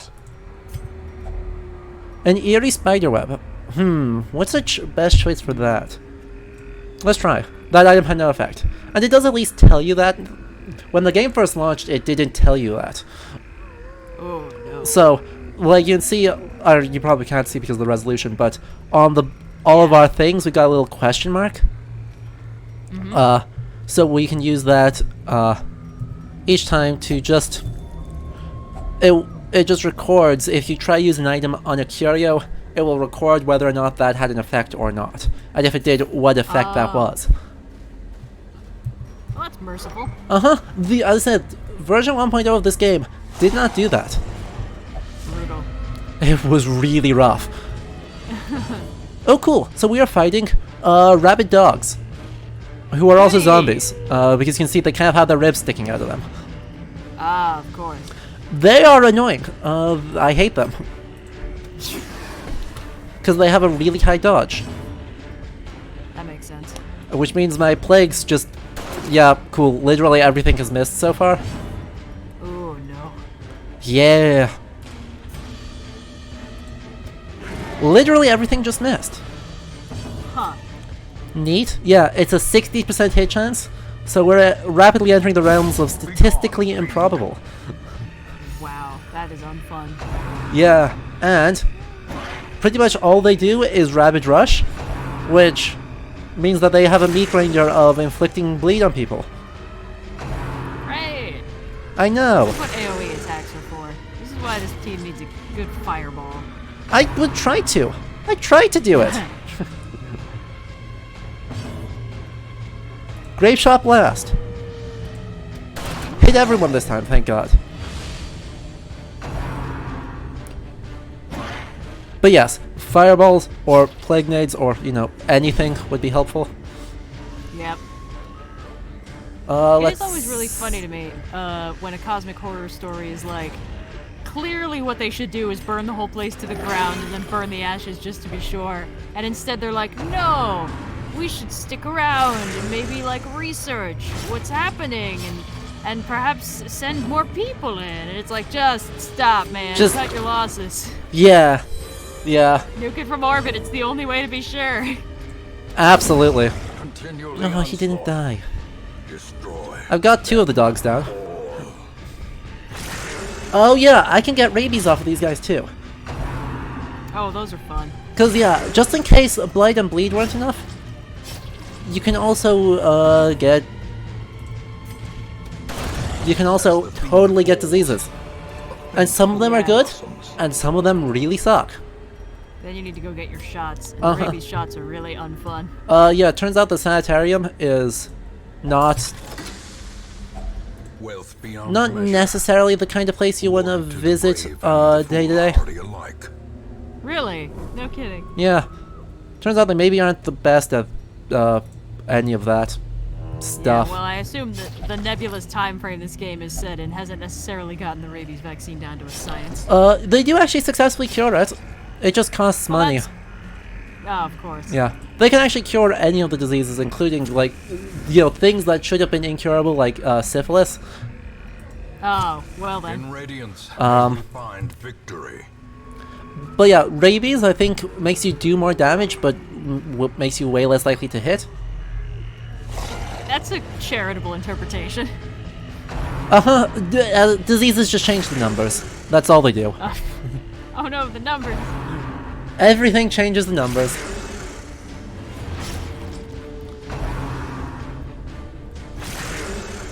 Oh boy, we'll see if we get it. But first, our occultist needs to roll good numbers. Nope, that was a 2. No! That was not the best number he could have rolled. Not the numbers. We'll cure up all of the bleed. And I will say, like, some of the guys have the ability to actually just while camping at night on the longer missions, do have some skills that will just cure diseases. Oh, fun. You have to choose to spend time doing that, which means you aren't spending that time buffing yourself or doing other useful things, but you know, you take what you can get. Yeah. Yeesh. These numbers are not treating me well, in that I just missed a lot of swings at the same time. Beautiful. Oh god, and I just got crit. Better. I rolled an 11 this time on the heal. That's way better. Whee! And I didn't kill them. Dang it! Dang it. I know, right? Plague Nade has a 80% hit chance and would kill both of them. So it missed. Because of course it missed.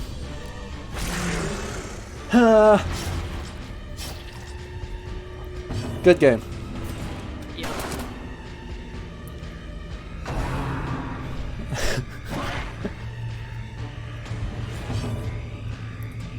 Yeah.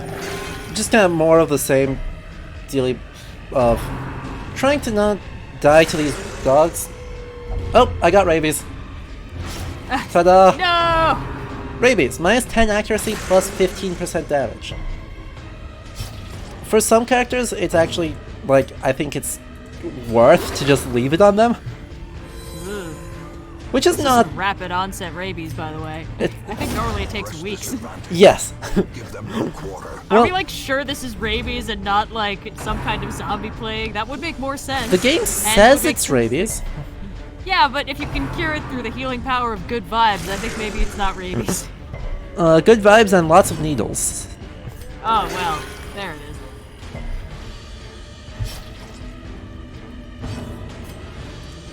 Yeah, It is always it's like the tricky, Plague Doctor, I think, is the one that has the one that actually Hmm. can heal a disease. Yeah.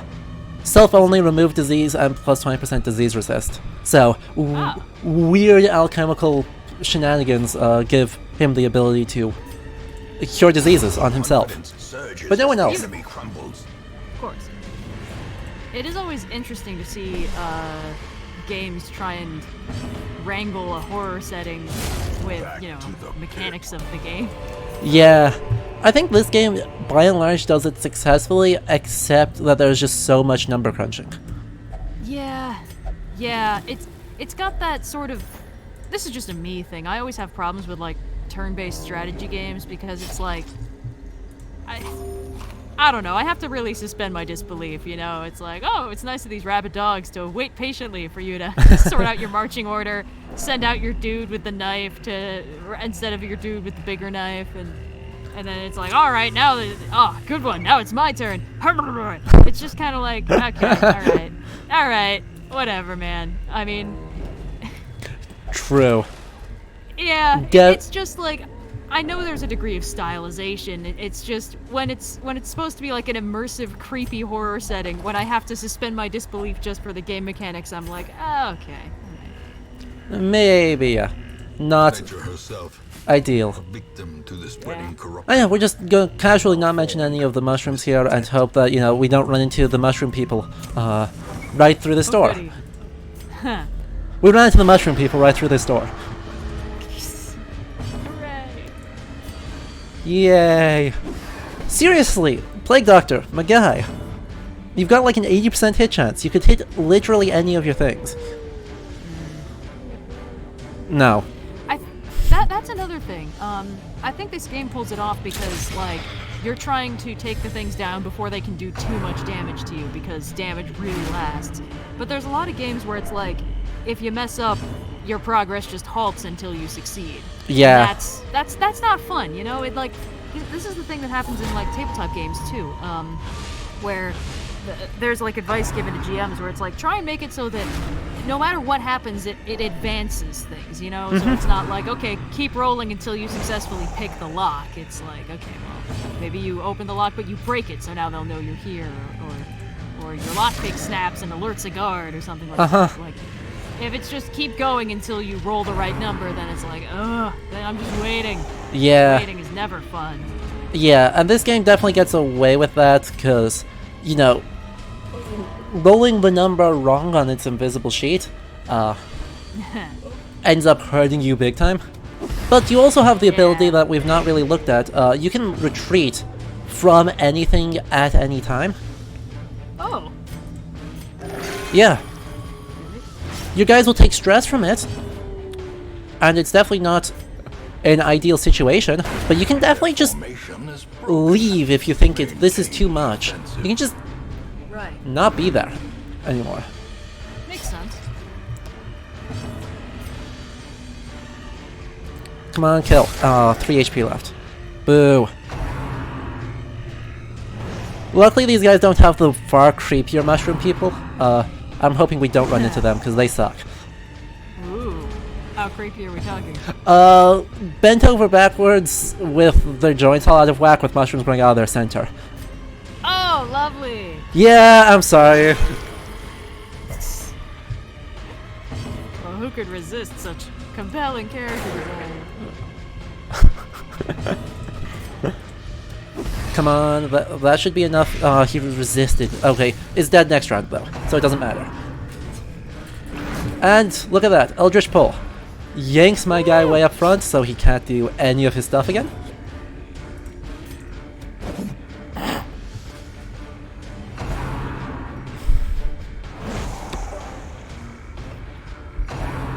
So yeah, this is not going amazingly.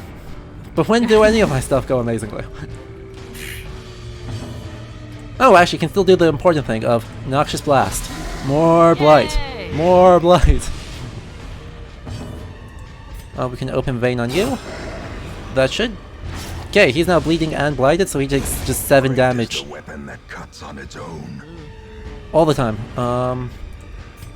Heal. I'm getting lucky on my heals. That's good. Yeah. Cool. Yes. And...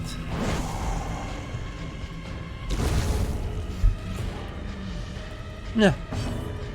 We didn't really talk about like the aesthetics of the Occultist. There's something that I don't super like about this game, every once in a while that shows up, and that it definitely leans into Orientalist tropes. Ooh. Which kind of works for the aesthetics, but also really doesn't, because that should not...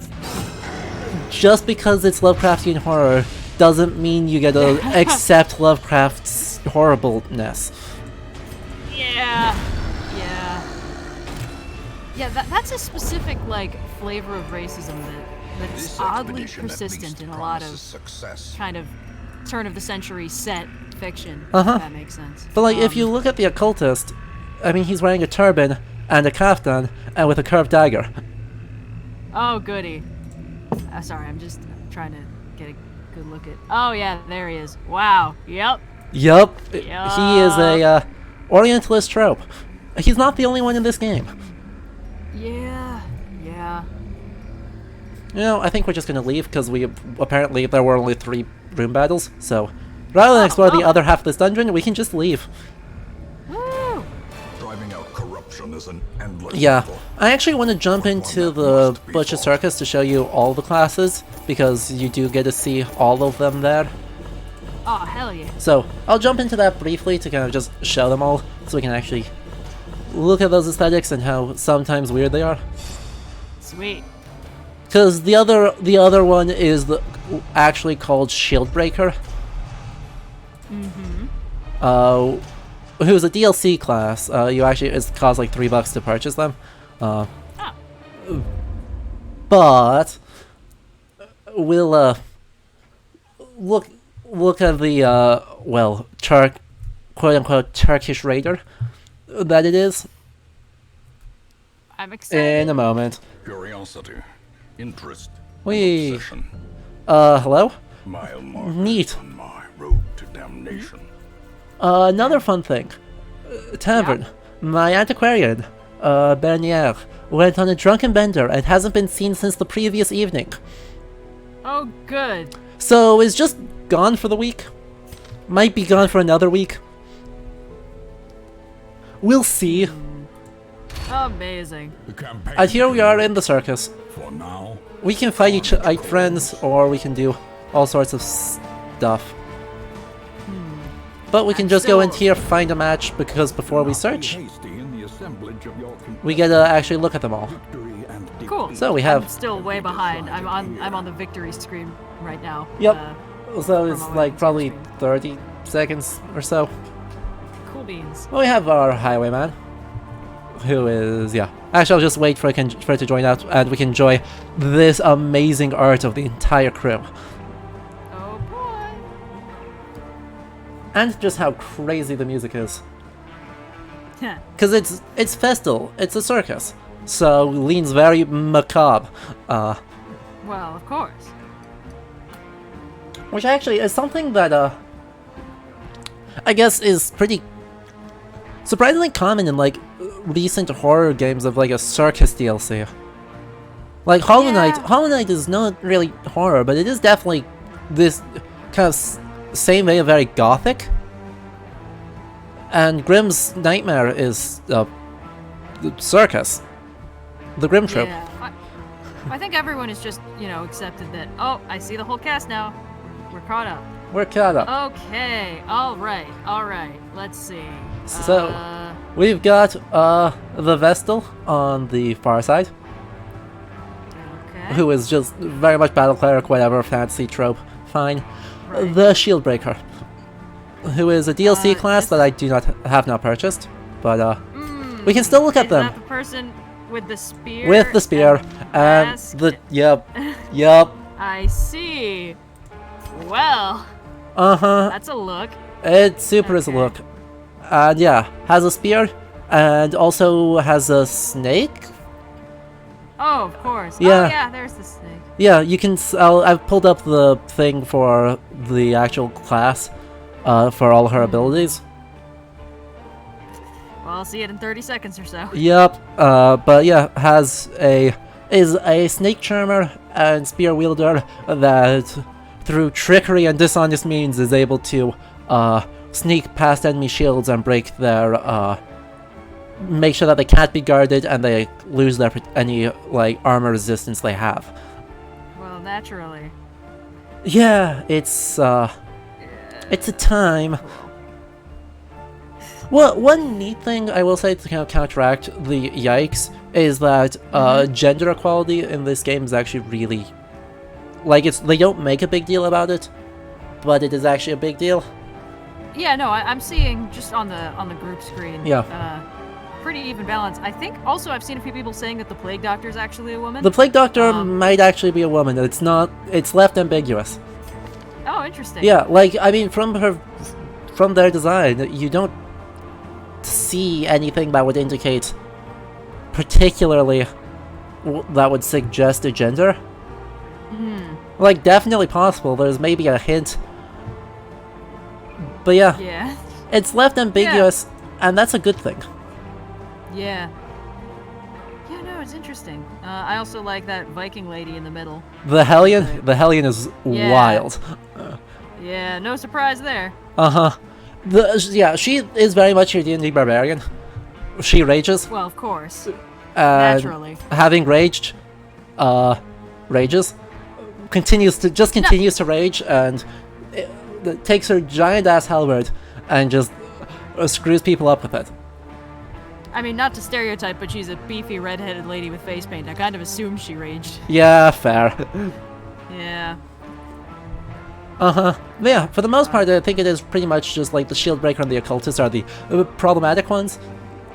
Yeah, I'm seeing some issues. The Jester is amazing. The Jester is such a crazy design. Yeah, that's the vibe I'm getting. He uses a sickle and a dagger and a lute. Oh god. So yeah, his big thing is like he moves around all over the place in the order, in the positioning. So, like, can solo to buff himself and attack someone and inflict stress on them, and then use Finale to throw himself to the very back to do an insane amount of damage. He kind of looks like if someone was like, for my D&D bard, I want to play Deadpool and you can't stop me. Yes. That is absolutely his aesthetic. Oh god. It Well, is fun! amazing. Grave Robbers, also female. The other DLC class is the Musketeer, who is one that I actually do Oh. have because it's actually a free DLC these days. Fun. Uh-huh. Who is, as far as I can tell, seems to be the Highwayman but better. Huh. Like somewhere between a mix of the Highwayman and the Arbalister, but does both of those jobs better than the main class. Ah, DLC. Yup. Taking the main line's jobs. This was for early Kickstarter backers, so yeah, it's definitely pay to win. Yeah. But yeah, marks people, does a lot of damage to them, and can actually do heals too. The Arbalister is another one that like shoots people and then heals them, and can heal your own party and buff up healing, so it's super cool. I absolutely love the healing gun in every video game it appears in. Uh-huh. Luckily, it's not guns, it's just that they're both have battlefield medicine training, but I wish it was healing gun, cause you're gonna heal now, bang. It's so stupid, and I love it. It's by far my favorite mechanic because it's so dumb. That's why I like how they do it in TF2, where it's just like firing syringes wildly. Yup. It's like, I hope those are good for me. It probably won't kill you too much. Yup. And well, there's also like you get a flagellant as with the Crimson Court DLC, which is the very like Poe, like 18th century Versailles, upper echelons of French creepiness. Right. But also gives you a class that is entirely about whipping people to death. Oh, fun. Yeah, including whipping yourself, because look at this, Reclaim 5. Heals 6 points per round for 3 rounds. Also, bleeds you for 5 points per round for 3 rounds. Well, yeah. This is so fun to me. It's wild. Yeah, this game is real goofy. This game knows what it is trying to be and does it well. Oh, absolutely. Yeah, but last important thing of all the classes, you can pet the dog. There is a class called Houndmaster, which lets you can give the dog treats, and it will run and attack people, and lick wounds. The animation is actually you pet the dog while it licks its wounds.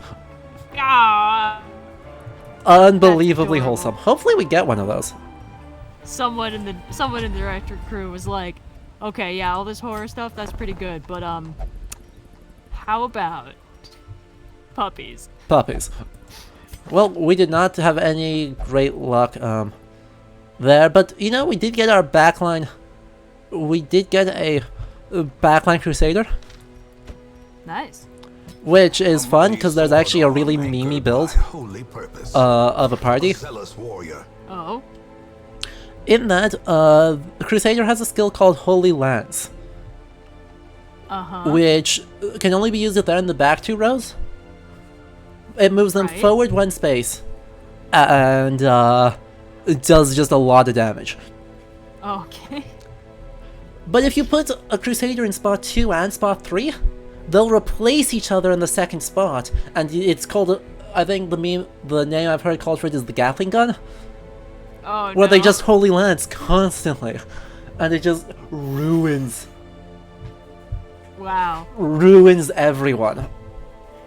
That's always the risk when you're doing a game like this, where the horror aesthetic can be completely busted if they just find one goofy game-breaking combo. It's definitely a goofy game-breaking combo. I love it so much. Amazing. Allows skill upgrades. I like the sound of that. Both of these guys are still at 100 stress. No. No, they're not. It's just my game is glitched. Or my game bugged. Oops. Yeah. So, they claim they're at 100 stress, but if you actually click on them, they're actually only at, like, 45 or less stress. Oh, very Neat. nice. I've not seen that happen before. Huh. Whack. Yeah. It's just the game manifesting those, like, random feelings of anxiety where you're like, oh, I need to wait, and then Wait. you're like, wait, there's actually nothing to worry about. We're Okay, actually well, fine. Never yeah. mind that. You're used to being stressed, so your brain's like, we gotta, hold on. That's I'll not. get it in a minute. That's not how that's supposed to work. No. Okay, I'm just buying up some skills for people, so that like my Vestal has Divine Comfort, which is a full party heal. Ooh, fun. And I bought Holy Lance for Renauld, so I can do exactly that. I don't have a good frontliner though. Is it my only problem? I don't have. Well, I guess my Leper. That's a lot of pretty physical cool. damage. Yeah. I like At it. some point in like maybe the next like 20 minutes, I'll probably need to bounce. Yeah, sounds good, because we've been going for yeah, 2 sorry. hours, which is We have, yeah. a time. Yeah, how it flies. Yeah!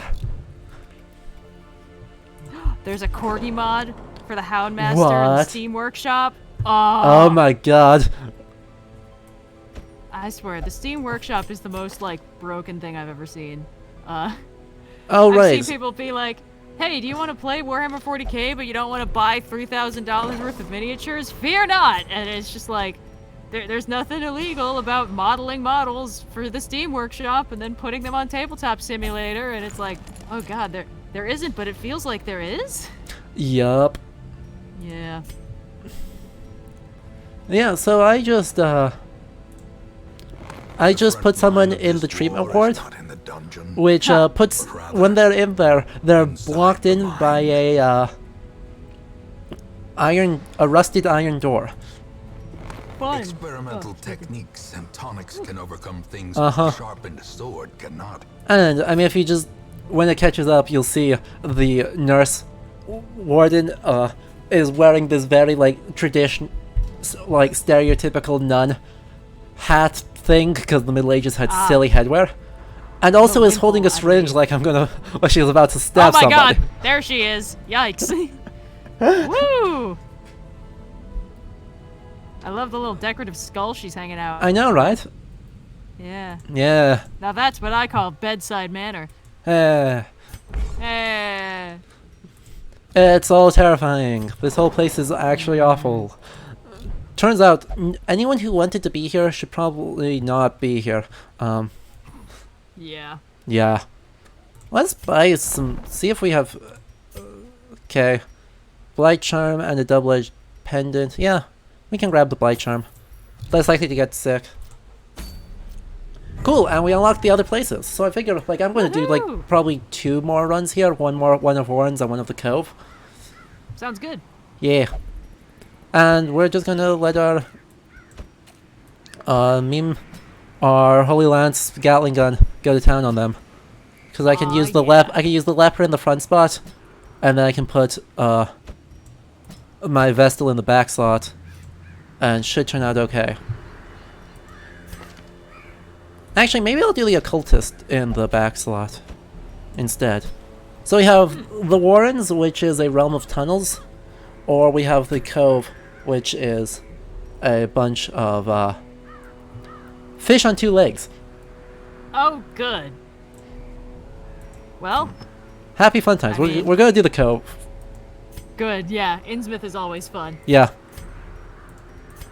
And we'll actually unequip all trinkets from everybody, because I've got +5 prot, so I can put 1 on you and 1 on you. And that's +4 dodge and -1 speed, so we'll give you the kind of crappy synergy of blight resist, but reduces dodge, but then up dodge, but reduce speed. Ah, So kind of using my trinkets to counteract the negative effects. Alright, see Well, ya, that Alethea. works. goodbye. Whee! And into the Cove. Let's go into Innsmouth. Need Woo! shovels. Need holy water. Shouldn't need too Can't much of the other thing. More anti-venom, I need a lot of that. And bandages. Can't wait for nothing bad to happen. Uh-huh. Oh, I need food. I did not buy any food yet. That's awkward. There we go. Yeah, we're not gonna run into any of those for a while yet. Ooh, there are also bosses in this game. Like each area has three bosses that you fight 3 times. and they just get scarier each time. Right? I think it's course. 3. It's either 2 or 3. Hag. So you get things like the Hag, who will throw people into a cauldron. One of your party members into a cauldron, and then cook them. Alleged nightmares. They must be flushed out. No likey. Uh-huh.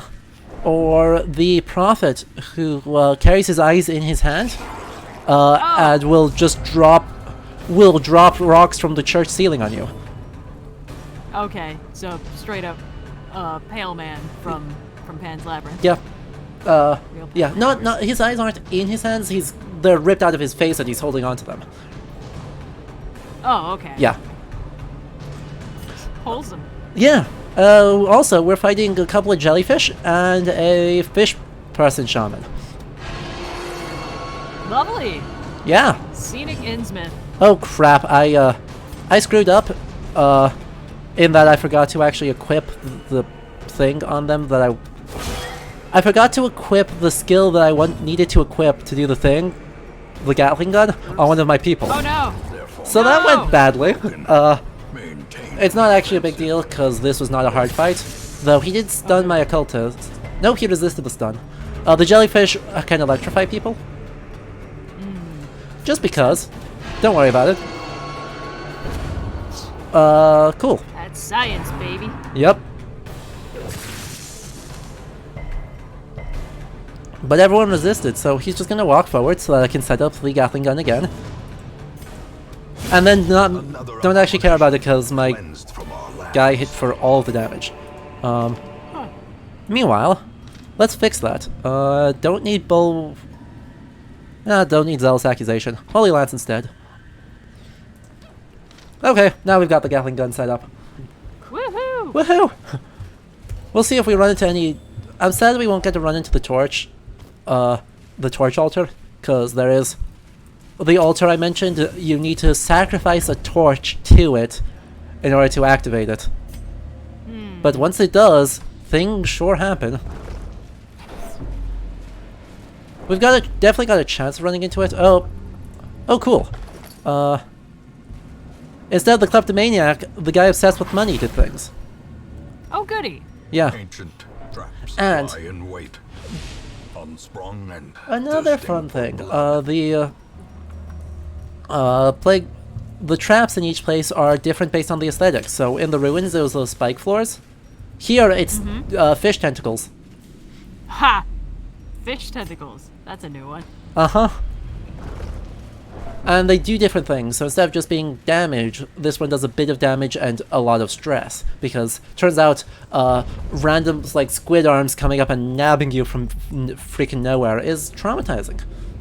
Yeah, who knew? Couldn't have guessed that. Wealth beyond measure. Ooh. To the brave Oh and boy, that's not good. foolhardy alike. So we've got this fight is actually kind of scary. Because the drowned thrall explodes if we don't take him out in the first couple rounds. Oh good. Yeah. And it explodes Chat. for a lot. Oh no. Chat is saying something interesting about the siren. Yeah. One of the bosses of this area, Ooh. who is Sounds creepy. really one of those really, really sad stories. Yeah, that's what I'm getting from this. I want to see the design. Yeah. Sounds interesting. I'll look her up real quick. Uh-huh. Yeah, and they mention it, and it's very true. Everyone here is someone that got... Every boss is someone that the ancestor who narrated the intro brought on and then screwed over. That's fun. Aww. Siren's just like a creepy anglerfish lady. Yep. As the fiend falls, I mean, that's fine. the faint But if hope she's like blossoms. based on a little girl, I feel like calling her the Alluring is kind of disturbing. Yeah, turns out he's a complete creep. Oh no! The ancestor was a complete creep.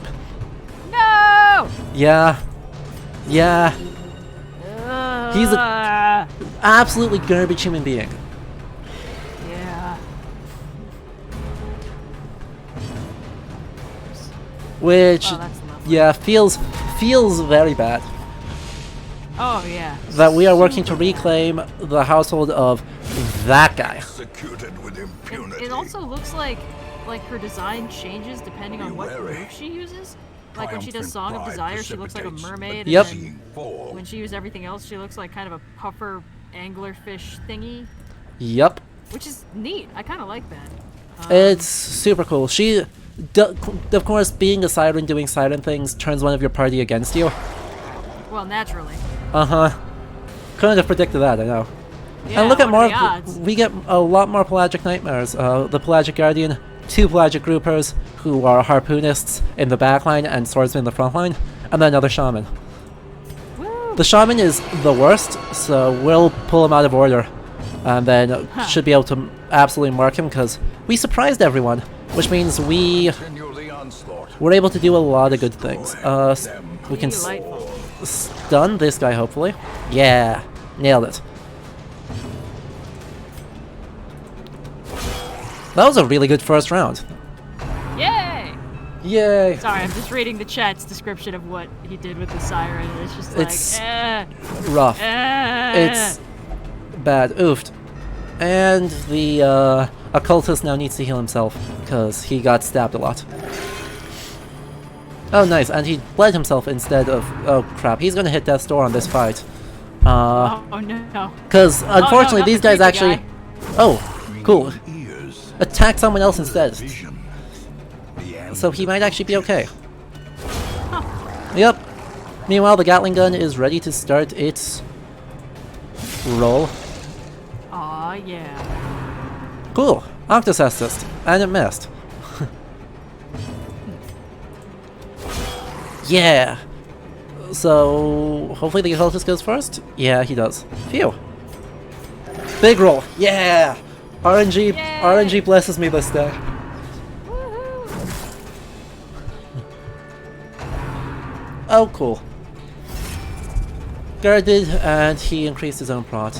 That's annoying. But it doesn't matter. Press this advantage. Give them no quarter. Intimidate? Yeah, that works. Surges as the enemy crumbles.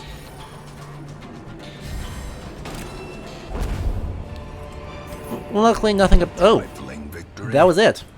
But a victory Oh. nonetheless. Huzzah! Apparently, this clear all room battles thing had one whole room battle in it. Wow. Glittering gold, trinkets and baubles. Well, since Mission accomplished. Paid for since in I blood. severely overprepared for this, I'm gonna keep going. Well, it would have been kind of embarrassing if your dude actually had died in the one room battle.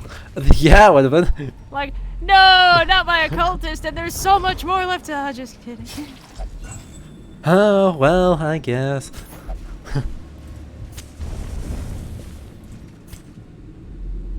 That's okay. Maybe we'll get a secret room. Because there are also secret rooms. Yay. Nope. Oh, well, obviously. The secret rooms dungeons? have a lot more just stuff. Oh no, Huh. no, don't do that. Okay. Only treasure could staunch the flow of I hate kleptomaniacs sometimes. corruption. Most of the time. Yeah. He just Seems like stole a fun everything thing. in this hallway. Wow. He stole sapphires from me. Spent. That guy's industrious. Rude. How dare you, Sarah? Exactly. Well, let's keep going. One more room. Shouldn't be anything. Oh, it's another trap. Cruel machinations spring to life with a singular purpose. Everyone's fine. You guys can stop complaining about things. Oh, cool. And there's a Quit map. whining. You still have like 90% of your blood. Exactly. You guys are only like a quarter of the way to our heart attack. Don't worry about it. If indeed there is. Well, that was a such thing. kind of crappy thing. Okay. But we are starting to get close to Renault. He's now Resolve level 2. At Resolve level 3, we unlock intermediate difficulty quests, which are the same thing but with stronger enemies. Bigger numbers. Ooh, fun. Uh, More numbers. More numbers. And eventually, they'll decide quests are too too much of baby quests for them to actually Cost of this crusade. do things. Its noble end Naturally. affords you And tolerance so and like choice of they'll just stop going to they'll just stop going. They will remove themselves from the party if the quest is too easy. How's that? Ha! That is really funny. So yeah, all these guys have personalities, and they are all terrible people, and you want to get attached to absolutely none of them. Ha! Oh god. He will be Yep. laughing Beautiful. still. One more the thing end. here, and I think we'll call it a stream. So, just to show you the last area. Oh, okay. Yeah. Because, yeah, the Cove had its pelagic nightmares, and then the Warrens has the pig people. Fun time. Yeah. So we're not going to worry about buying anything this time. And the Warrens. 100% of room battles. Here we go. You can come in. Oh, yeah. We'll bring the Jester in for the memes, and then we'll bring in the, Huh. Maybe on Radiant mode they disabled that. For a while... I think, like on my first playthrough of this, which I've never beaten this game, well, my first playthrough, the Vestal would refuse to work with the Abomination, because the Abomination is, you know, the opposite of her spirituality. Makes sense. Maybe they decided that was too frustrating for party comps? Or since this I'm playing on Radiant mode, which is the easy mode for babies. Ha! Cause yeah, I don't know. Luckily this guy doesn't care too much. This actually shouldn't be too bad on the Jester screwing everyone up by jumping around the party. So we'll see on that, but for right now it looks like we might be okay. That's fine. Provisions, buy some food, couple of shovels. Cool. Stuff. Oh, already have that many medicinal herbs? Okay. Okay, I last could place. probably bounce like in the next like few minutes. Yep. But I'd love to see a couple pig people first. I am rushing the pig people. We are just entering the dungeon now. Hell yeah. Yeah, these guys kind of suck. The Swine King is one of the bosses in this, which is a ginormous pig being told what to do by a teeny tiny pig doing semaphore. Aw, that's adorable. Uh-huh. And I thought this was a horror game. Another one is the Mound of Flesh, which They're in the dark, but perhaps we can slay them even faster. is actually is a 1 health bar, 4 slots Mound of Flesh. Gross. Yeah, it's super You gross. talking like a Shoggoth or just kind of No, just pile of meat? pile of meat that just does stuff. Yucks. Super yucks. A singular strike. Anyway, we are fighting spiders, not pigs. It's disappointing. Aw, that's a shame. Transform, stress everyone else out. Come on, I believe. So he actually unlocks a completely different set of things the moment he does that. Makes sense. Begone. So he has a human moveset and a beast moveset. And those two never meet. Huh. Reasonable game design. Yep, Angry American just put the description of the Ancestor gives you of the Mound of Flesh in chat. Ew. It's raw. Ew. Uh-huh.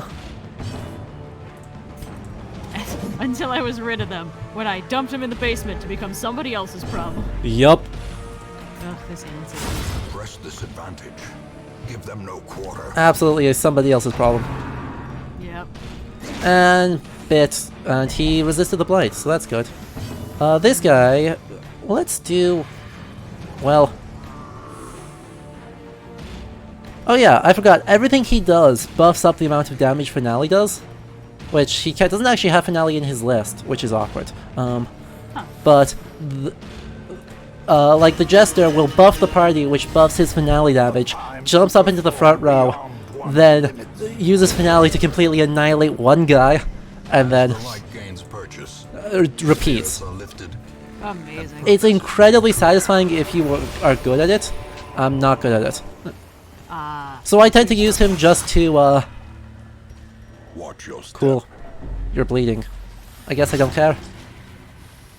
I'll have you eat 2 food. That deals with bleeding, right? Just have a snack. Cool, pig people. Ta-da! Yeah! You'll catch up on Oh, them can't wait. soon, but we have a swine chopper who uses a meat cleaver and a spike ball and a chain. A swine slasher who has a weird, has been like Man in the Iron Masked and has a hook hand. And then 2 swine wretches who spit at you and do disease. Yes. It's gross. Oh, it super sounds gross. I'm really The excited. blood quickens. I thought you might like it. Oh yeah, top quality skill, vomit. Woo! Yeah. I'm still seeing the spider. Hold on. I'll see it in a minute. Yep. Oh, here it comes. You'll see it very soon. Oh, I can blight these guys, right? Oh, they have some blight resist. Okay. Let's just do the usual then. I love the designs for these guys, but the way the swine wretches just bounce is horrible. Oh, there they are. Oh, no. Confidence surges Oh, as the no. enemy crumbles. Isn't They're it? so nasty. Isn't it actually awful? Those ones in back are really Yeah. gross. Yeah, The they. big guy's like, okay, he's like an orc, but the things in the back are like, oh no, why do they have faces in places they shouldn't have faces? Oof.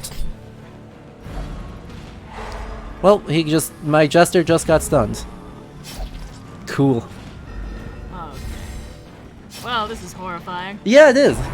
This game understands the aesthetics of horror so well, even if the mechanics can get a bit too, do numbers. Yeah, a little bit. If you get caught up in the, no, you had an 80% hit chance, what are you doing? You're not really Continually appreciating the onslaught. cosmic horror of the situation. It's exactly. Though, you know, you had an 80% hit chance, why are you doing this to me? Is of course also super excellent, and it's its own kind of stressful. Oh, of course. It's just less horrifying. It's Exactly. more like, no! But, I It mean, makes you angry. It's not making you scared. there's like a kind of final thing here, though. Like, Lovecraft, I mean, he's a horror, but he's not... I don't know, I've never found Lovecraft to be super scary horror. Yeah, honestly, every time it threatens to like break out into genuine creepiness, he's like, and by the way, black people, am I right? And you're like, okay, alright. Now you just pulled me out of the story, Mr. Lovecraft. Now I'm just reminded that you're some like weird introvert, anxiety-riddled mess from Rhode Island. And Yup. with his own issues. And now I can't get into this creepy fishman like espionage action because I'm too busy thinking that you suck. Yeah, Yup. I know. Definitely. Also, he has a habit of being like, oh, the horror was truly indescribable. I couldn't possibly explain that it looked like a big jello mold shaped like a squid man with wings. Oh, so creepy and incomprehensible. The mind boggles at this big dude with wings and an octopus for a face. Who can conceive of such a thing? It's like, okay, well, maybe you just conceive something. of the thing. Yeah. So, you know, maybe. Yeah, it's good stuff.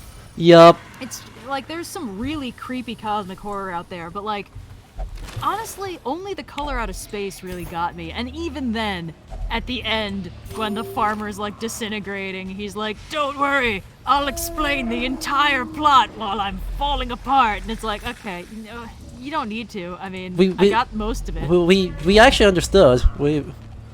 Yeah, I got that it was an evil color that made you disintegrate. It's cool, don't worry. Like, the part where it's like observational horror, where it's like, yeah, one of the kids went missing and the wife is... I haven't seen her in a while and I hear screaming from the attic, but it's, you know, none of my business. I'm a good New Englander. Yep. I don't want to interfere with my neighbor's biz, and it's just like, okay. Anyway, I should probably jet. I'm sorry. That's alright. I got all distracted. Yep. But this Thank has been you really so much fun. for joining. This was super fun. Yeah. No, absolutely. Let's see.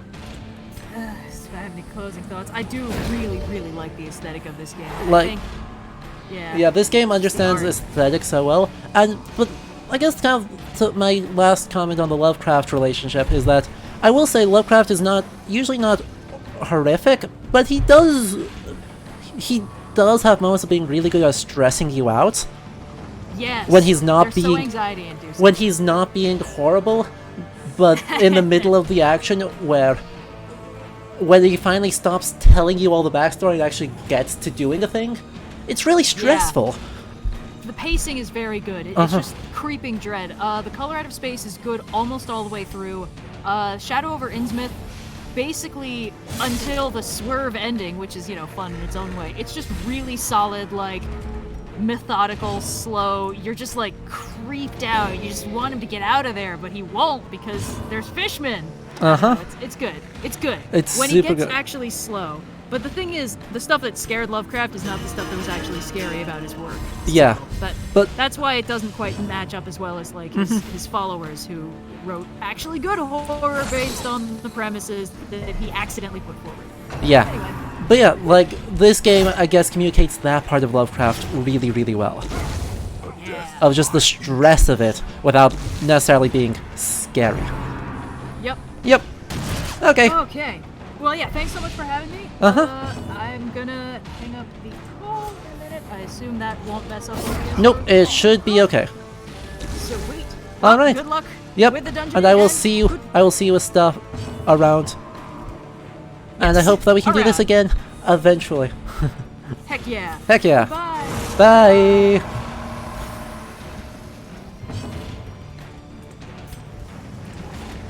So yeah. I hope you guys all stick around, even though Red had to go. We are almost done with this stream. We're just going to finish up this dungeon, and then I'll give one more round of kind of vaguely concluding thoughts. I think we've at least seen a lot of what there is that makes this game interesting. This is the ultimate test of, like, medieval gothic aesthetics. Just freely mixing stuff from the Middle Ages all the way up into the modern...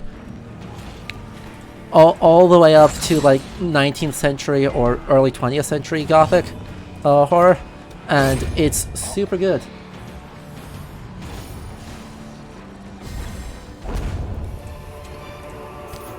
These nightmarish creatures Because, can yeah, be it felt, they understands, can like, be gothic horror aesthetics really, really well.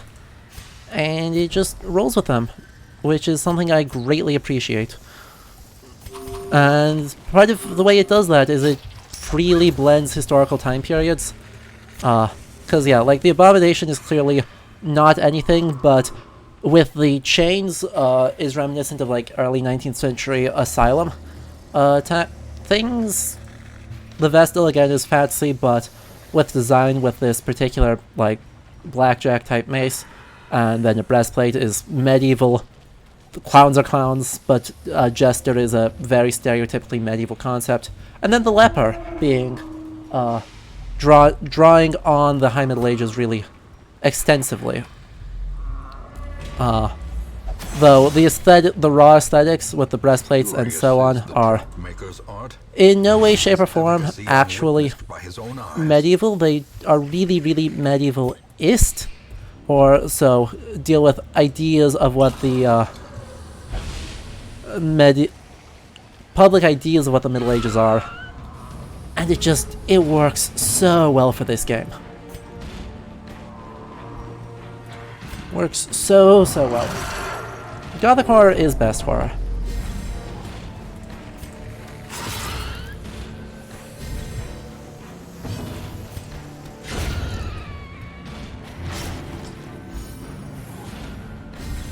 And let's see if we even actually beat the... I don't know if we'll actually, you know, go before these maggots. Nope, the leper has no speed. Of course not. Grave nibble. Giant maggots would actually be terrible. Like, they do an okay job in their, like, 5-frame animation of communicating just how gross these things are. But, they're gross. They're really gross. Success so clearly in view. Or is it merely a trick of the light? Anyway, we are almost through the end of this, and yeah, I think we will call it a stream once we finish up this, because I don't have necessarily a whole lot more to say about this at the moment. We'll clearly have plenty more as we get into the bosses. Like when we get to the Necromancer, I totally want to talk about actual medieval necromancy, what it is and is not. but that will take some time to get there. That's not something we can do right away, sadly. Oh, we missed the... Red didn't actually get to see the guy with the face on the face skin drum. The face skin drum is actually...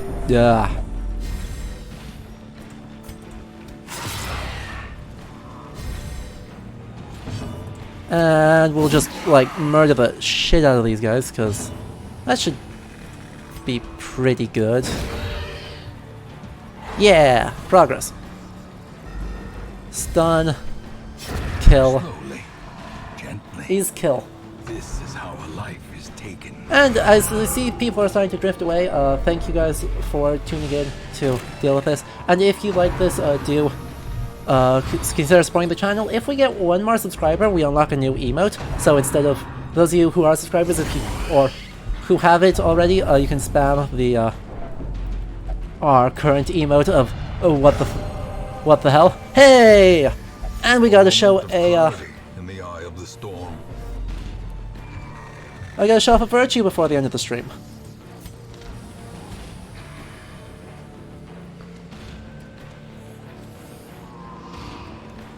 Correct, Leander, it is absolutely that. How to raise the dead with little history. Though fun story, there's actually some uncertainty as to whether a necromancer actually is a combination of necros and magia, or if it's from the Latin word negros and magia. So if it's a corruption of black magic, or if it actually is supposed to mean magic related to death. It's actually a matter of some debate. It seems like, well, definitely there are still raising the dead as, or either preventing death or raising the dead is the ultimate goal in either case. It does a little bit matter what the difference is.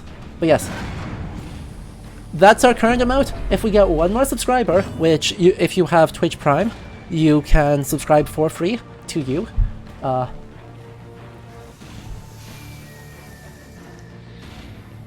And we will get the Oseberg Dragon Head, which is incredibly derpy looking to the modern time, as a second emote. So, come on, one more subscriber to get there.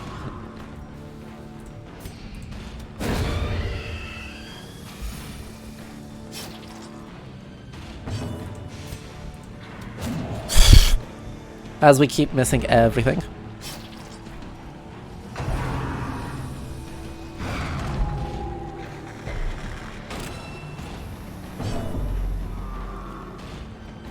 No, we will actually, Rage? Yeah, that works.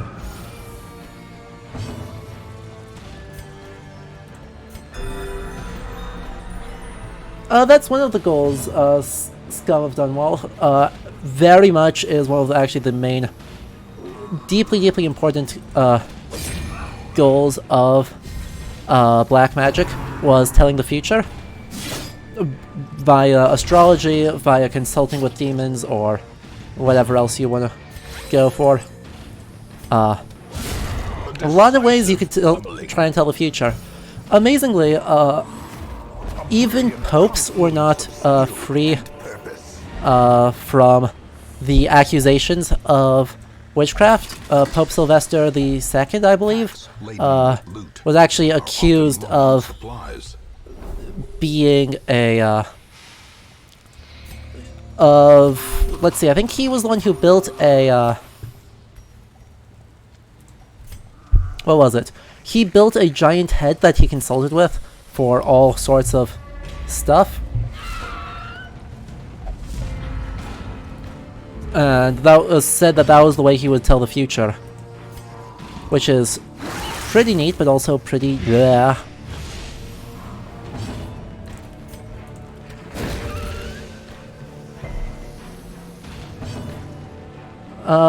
But yeah, it is totally a, one of, because, yeah, you know, let's get into that. Black magic is the, belief that consulting with demons would Unforgiving. to accomplish things outside of the realm of normal ability. Brought low and driven into the mud. And so part of that is could be inflicting illness on someone, or it could be actually using that to tell the future or to supposedly heal people, though in medieval theology demons could not actually do healing. What they actually did was make people sick and then stop making people sick to make it look like it was healing.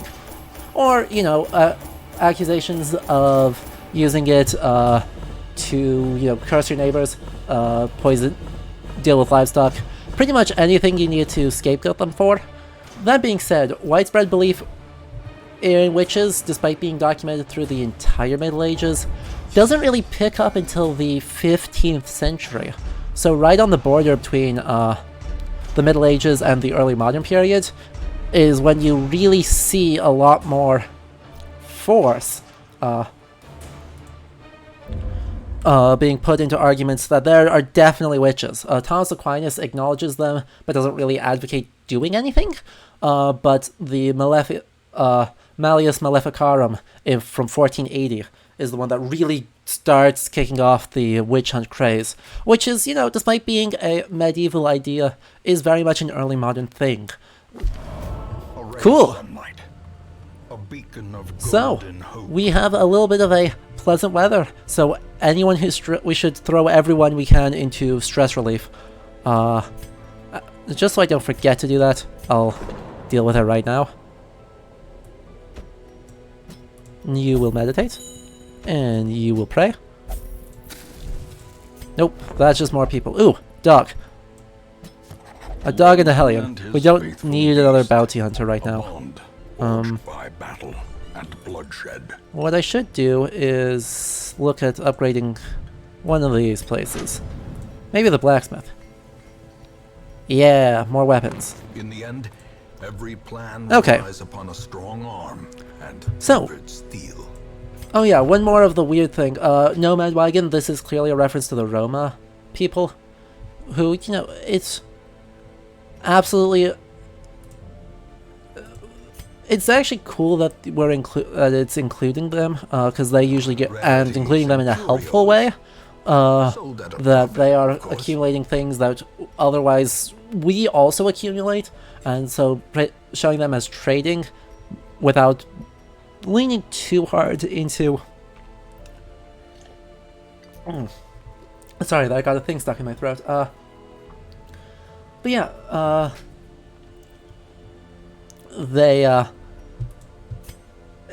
it leans into the stereotype, of course, of Roma being part of Gothic horror and them having knowledge of the occult beyond what rational people have. It's an inevitable part of sticking this faithfully to kind of the Lovecraft form of Gothic horror. But they at least do it with a little bit more respect than, you know, the original sources actually did.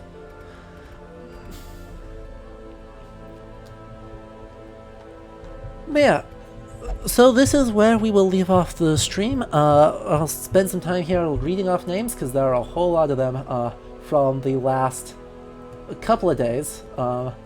So, to everyone who followed over the time, let's see.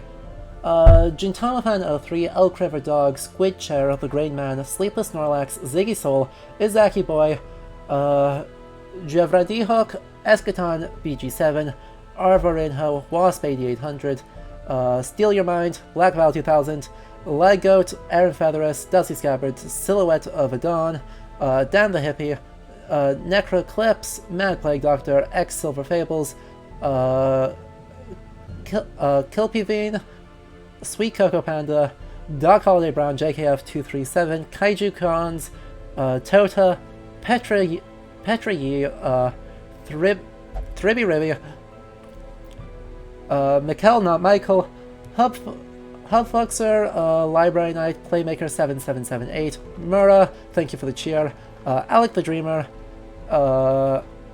Black Fox, thank you for the subscription, Harlow Hammerstar, Ella is here, Augustus 808 for the follow and the subscription, Natalie OK, Blackhorns, Sigligar, Table Meme Center, the real Nikahaha, Zenith99Z, Roquat the Red, Heartwolf, Nature Droid, thank you for the Cheerleander, Lalas181, Skelegem, Scurvy Sauce, KevBG, Le Fantastic, Your Love is Canon, Rothgar, Bloodfire, Anarch Mime, Winter Guy, Ninja for Thank, Sabojude, The Blue Moon Spirit, Sherlock Sage, Quilarian, Scum of Dunwall, Seraph's Wrath, Esric Mexer, Mitch the Lich, Soundwave Lou, Neo Silverthorn, Ophidian Lass, Zigzagaro, Leah Scamander, Blastin Cabin,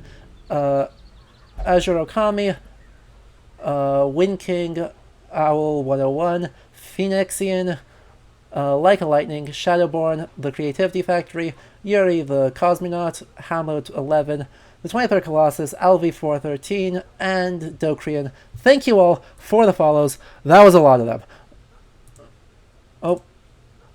And yep. If you guys enjoyed this, also consider joining the Discord server here again, following me on Twitter, and subscribing to the YouTube channel of the same name, which has the complete VOD repertoire from these streams both before and after my hiatus when I moved back to the US. So my usual stream schedule is Wednesdays and Saturdays. So Wednesday 7 p.m. CST and Saturday at 11 a.m. CST, Central Time. So trying to have at least one stream a week that's friendly to people in Europe. And yeah, if you guys enjoyed this, I still need to figure out the schedule for next week, but I will let you know via Discord.